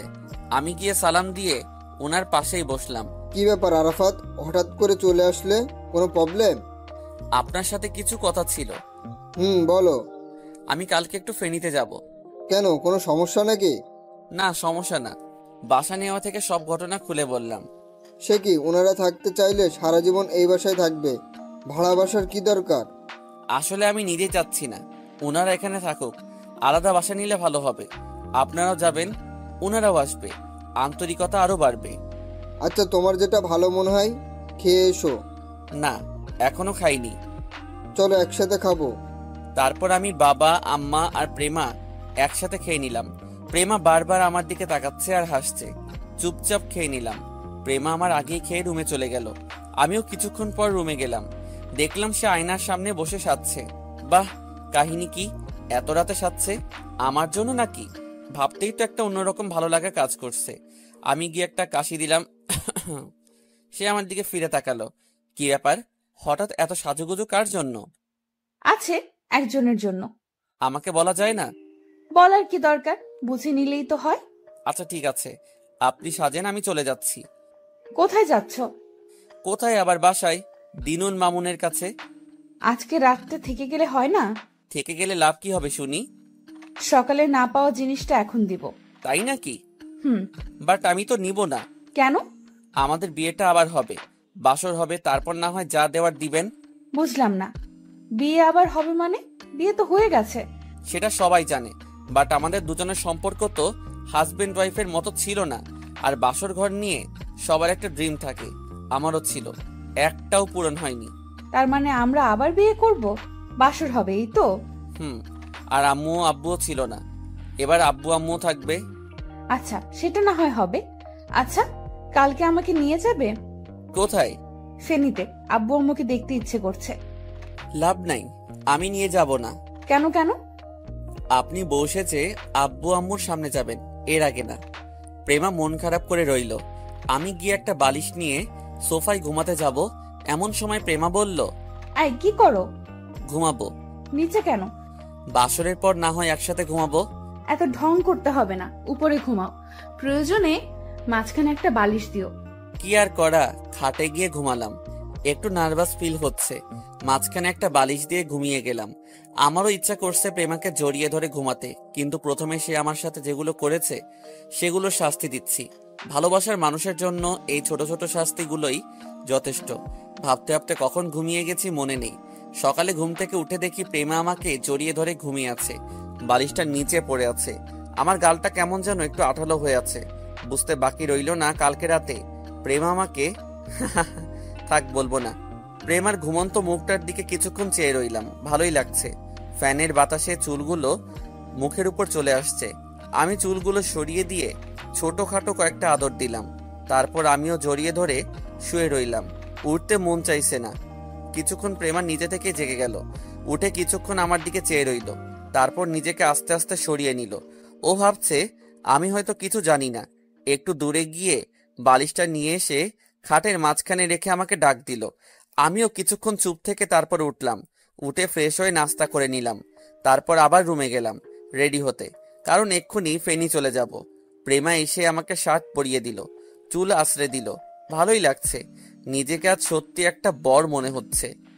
রেডি হওয়া শেষ, এমন সময় প্রেমাকে বললাম, ওই দেখো তোমার পিছনে একটা বড় তেলাপোকা উড়ে আসছে। প্রেমা একটা চিৎকার দিয়ে দৌড়ে এসে আমাকে জড়িয়ে ধরে। কিছুক্ষণ জড়িয়ে ধরে রাখার পর আমি বললাম, হইছে, এবার ছাড়েন, কিছুই ছিল না। মানে কি? তাহলে আমার সাথে এমন করলে কেন? জানো না আমি তেলাপোকা অনেক ভয় পাই। তোমাকে জড়িয়ে ধরতে ইচ্ছা করছিল, যদি তোমাকে বলতাম তুমি লজ্জা পেতে, আর আমি তো আরো বেশি পেতাম, তাই একটু টেকনিক খাটিয়ে ইচ্ছাটা পূরণ করে নিলাম। তুমি খুব খারাপ। আমি আর কিছু না বলে ওর কপালে একটা আদর দিয়ে বেরিয়ে গেলাম। বাইরে এসে বাবা আর আম্মাকে সালাম করে গাড়ি নিয়ে রওনা দিলাম ফেনীর দিকে। সময় কম থাকায় দিনুল আর মামুনকে কল দিয়ে সব বললাম, ফেনীর দিকে যাচ্ছি। রাস্তায় পুরোটা পথ প্রেমা বারবার কল দিয়ে কথা বলছিল, কত দূর গিয়েছি, কি খেয়েছি, এগুলাই। দুপুরের আগে ফেনীতে চলে গেলাম। আব্বু আম্মু আমাকে দেখে একটা টাসকি খেলেন। কারণ কাউকে কিছু না জানিয়ে চলে আসছি। ওনাদের ঢাকা যাওয়ার কথা বললাম, কিন্তু কিছুতেই রাজি না। অনেক কষ্ট করে বোঝালাম, কিন্তু শুনতেই রাজি নয়। পরে প্রেমাকে দিয়ে ওনাদের কল করে কান্নাকাটি করতে বললাম। যাক, কাজ হয়ে গেছে। আব্বু আম্মু রাজি হয়েছে। সেদিন আর ঢাকা ব্যাক করা হয়নি। রাতে বাড়িতেই থেকে গেলাম। পরের দিন একটা ট্রাক ভাড়া করে প্রয়োজনীয় কিছু জিনিস ট্রাকে তুলে নিলাম। তারপর আব্বু আম্মুকে গাড়িতে বসিয়ে ঢাকার দিকে রওনা দিলাম। ঢাকা যেতে যেতে প্রায় দুপুরের পর হয়ে গেছে। আমরা একটা হোটেলে খেয়ে নিলাম। সবগুলো মালামাল নিয়ে বাসার সামনে রাখলো। নতুন বাসা, তাই সবকিছুই নতুন করে সাজাতে হবে। আমি আব্বু আম্মুকে নিয়ে প্রেমাদের বাসায় চলে গেলাম। ওনাদেরকে দেখে তো প্রেমা আর ওর আব্বু আম্মু মহা খুশি। আমি ওনাদের নামিয়ে দিয়ে নতুন বাসায় আসলাম। তারপর আমি দিনুল মামুন মিলে পুরো বাসাটা সাজালাম। প্রেমাকে কল করে বললাম আমাদের আবার বিয়ের কথা ওর বাবাকে বলতে, আর ওনাদের দিয়ে আমার আব্বু আম্মুকে রাজি করাতে। সে প্রথমে রাজি ছিল না, পরে রাজি হলো। রাতের বেলা আমি প্রেমাদের বাসায় গেলাম। দেখলাম আব্বু আম্মু আর ওনারা সবাই বসে বসে গল্প করছে। আমি যাওয়ার কিছুক্ষণ পর প্রেমার বাবা আব্বুকে বলল, বেআই সাহেব, একটা কথা বলতাম। জি বেআই, বলেন। বলছিলাম কি, ওদের বিয়ের সময় তো আপনারা ছিলেন না, আর ওদের বিয়েটা একটা অ্যাক্সিডেন্টের মতো হয়েছিল। সবাই তখন অনেক টেনশনে ছিল, বিয়েকে বিয়ের মতো মনে হয়নি। তাই বলছিলাম কি, যদি ওদের বিয়েটা আবার দেওয়া হয় কেমন হয়? আবার বিয়ে? কালেমা তো পড়া আছে, শুধু অনুষ্ঠানটা আবার হবে আর কি। আমার মেয়ের অনেক ইচ্ছা, তাই বলছিলাম। তুই কি বলিস? আপনারা যেটা ভালো মনে করেন। এদিকে তো আমার ভিতরে লাড্ডু ফুটতেছে। যাই হোক, সবাই রাজি হয়ে গেল। আগামী শুক্রবারে অনুষ্ঠানের দিন তারিখ ঠিক করা হলো। আমিও অনেক এক্সাইটেড ছিলাম, সাথে প্রেমা। আমি প্রেমাদের বাসা থেকে চলে আসলাম। এসে সানি আর আইমানকে পুরো বিষয়টা বললাম। ওরাও অনেক খুশি। খাওয়া দাওয়া করে তাড়াতাড়ি ঘুমিয়ে গেলাম, কারণ কালকে সবাই শপিং করতে যাবে।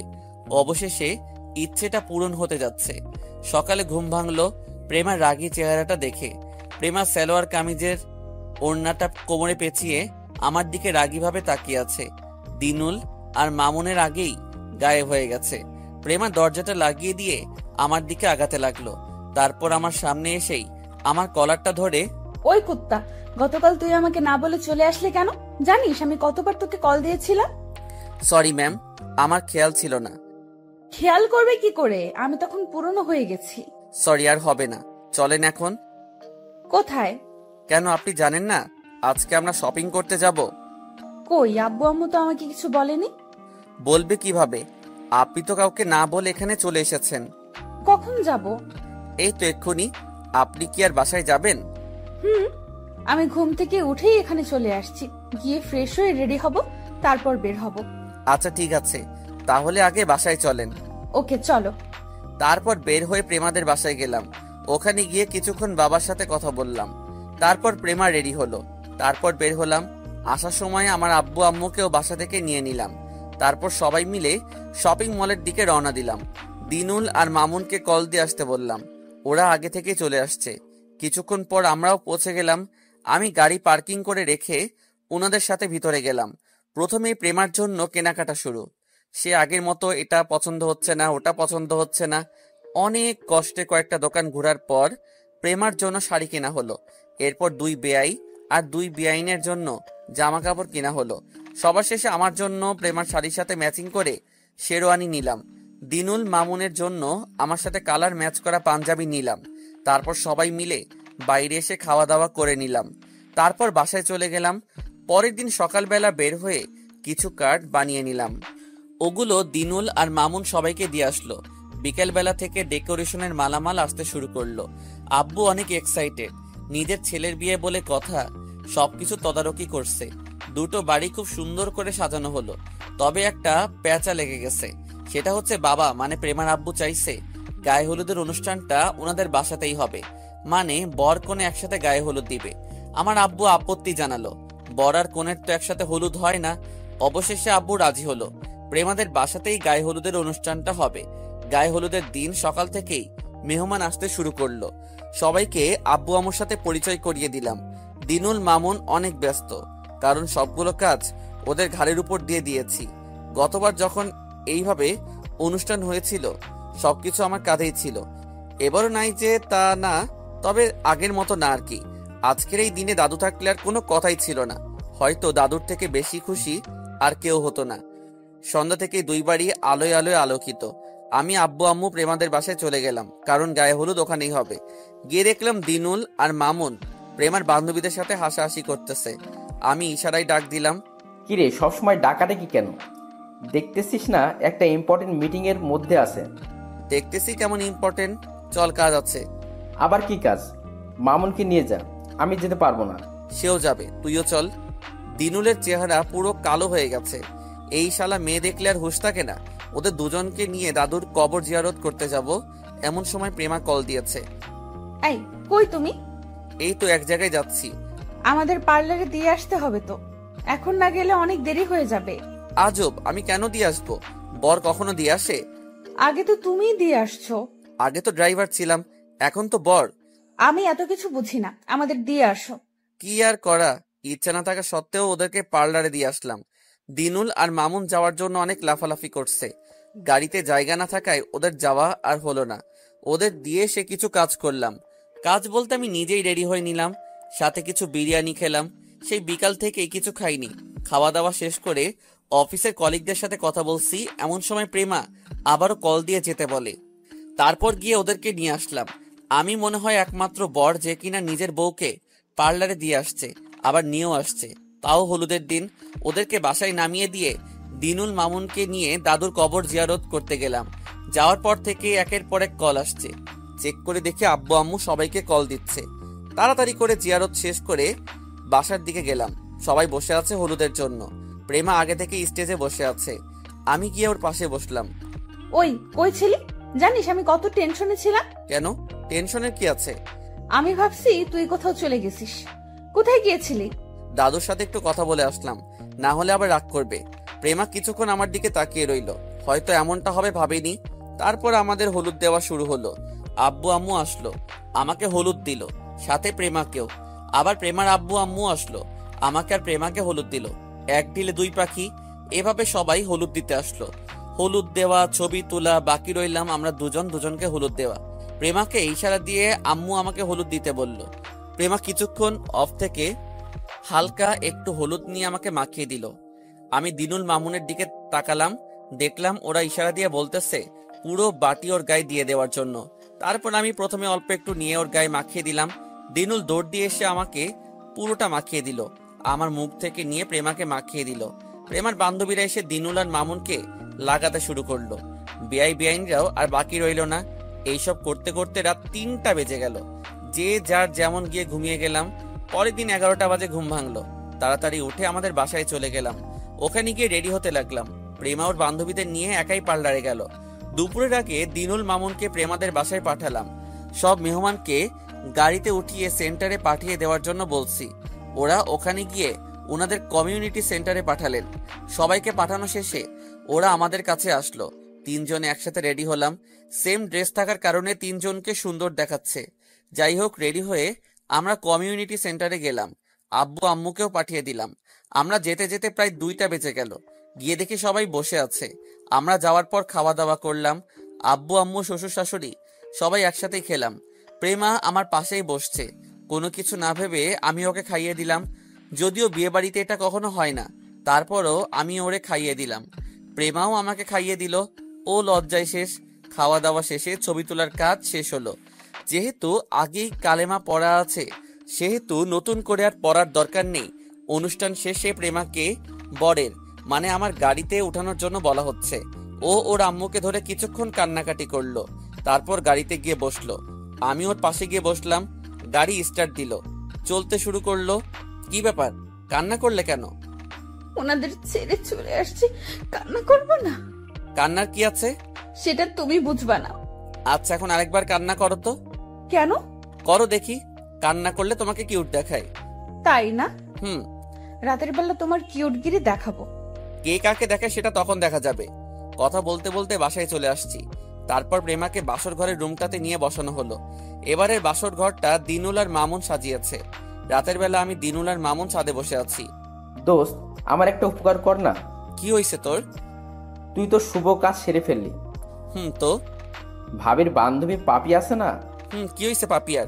আরে না, কি হবে, বলেছিলাম কি তোমাকে আমার অনেক ভালো লাগে, ওর সাথে আমার সিস্টেম করে দে না। শালা আমি আগেই বুঝতে পেরেছি তুই এমন কিছু একটা করবি। এই শোন না, তোর আবার কি হলো? ওই মিথিলা মেয়েটা আছে না? আমি দিনুল অবাক হয়ে ওর দিকে তাকালাম। মিথিলার কি হয়েছে? মিথিলা মনে হয় আমাকে পছন্দ করে। তোকে করে নাকি তুই করস? আরে একটা হলেই হলো। শালারা, বিয়ে আমার আর তোরা দুজনেই প্রেম ঠিক করে ফেললি? দোস্ত, আমাদের দুজনকে সিস্টেম করে দিয়ে ভাই। আমি কিভাবে করব? তুই ভাবির সাথে কথা বললে হয়ে যাবে। আচ্ছা ঠিক আছে, দেখি কি করা যায়। এমন সময় আব্বু আর আম্মু ছাদে আসলো। কি রে, তুই এখন ছাদে? ওদের সাথে একটু কথা বলছিলাম। যা নিচে যা, প্রেমা বাবা কল দিয়েছিল। ও আয় নিচে আয়। এরপর আব্বু চলে গেল। আচ্ছা থাক তোরা, আমি যাই। আজকে করবি কি? এটার জন্য এতকাল অপেক্ষা করে বসে আছিস? দূর শালারা, কোথায় একটু ভালো কথা বলবি সেটা না বলে উল্টাপাল্টা কথা বলিস।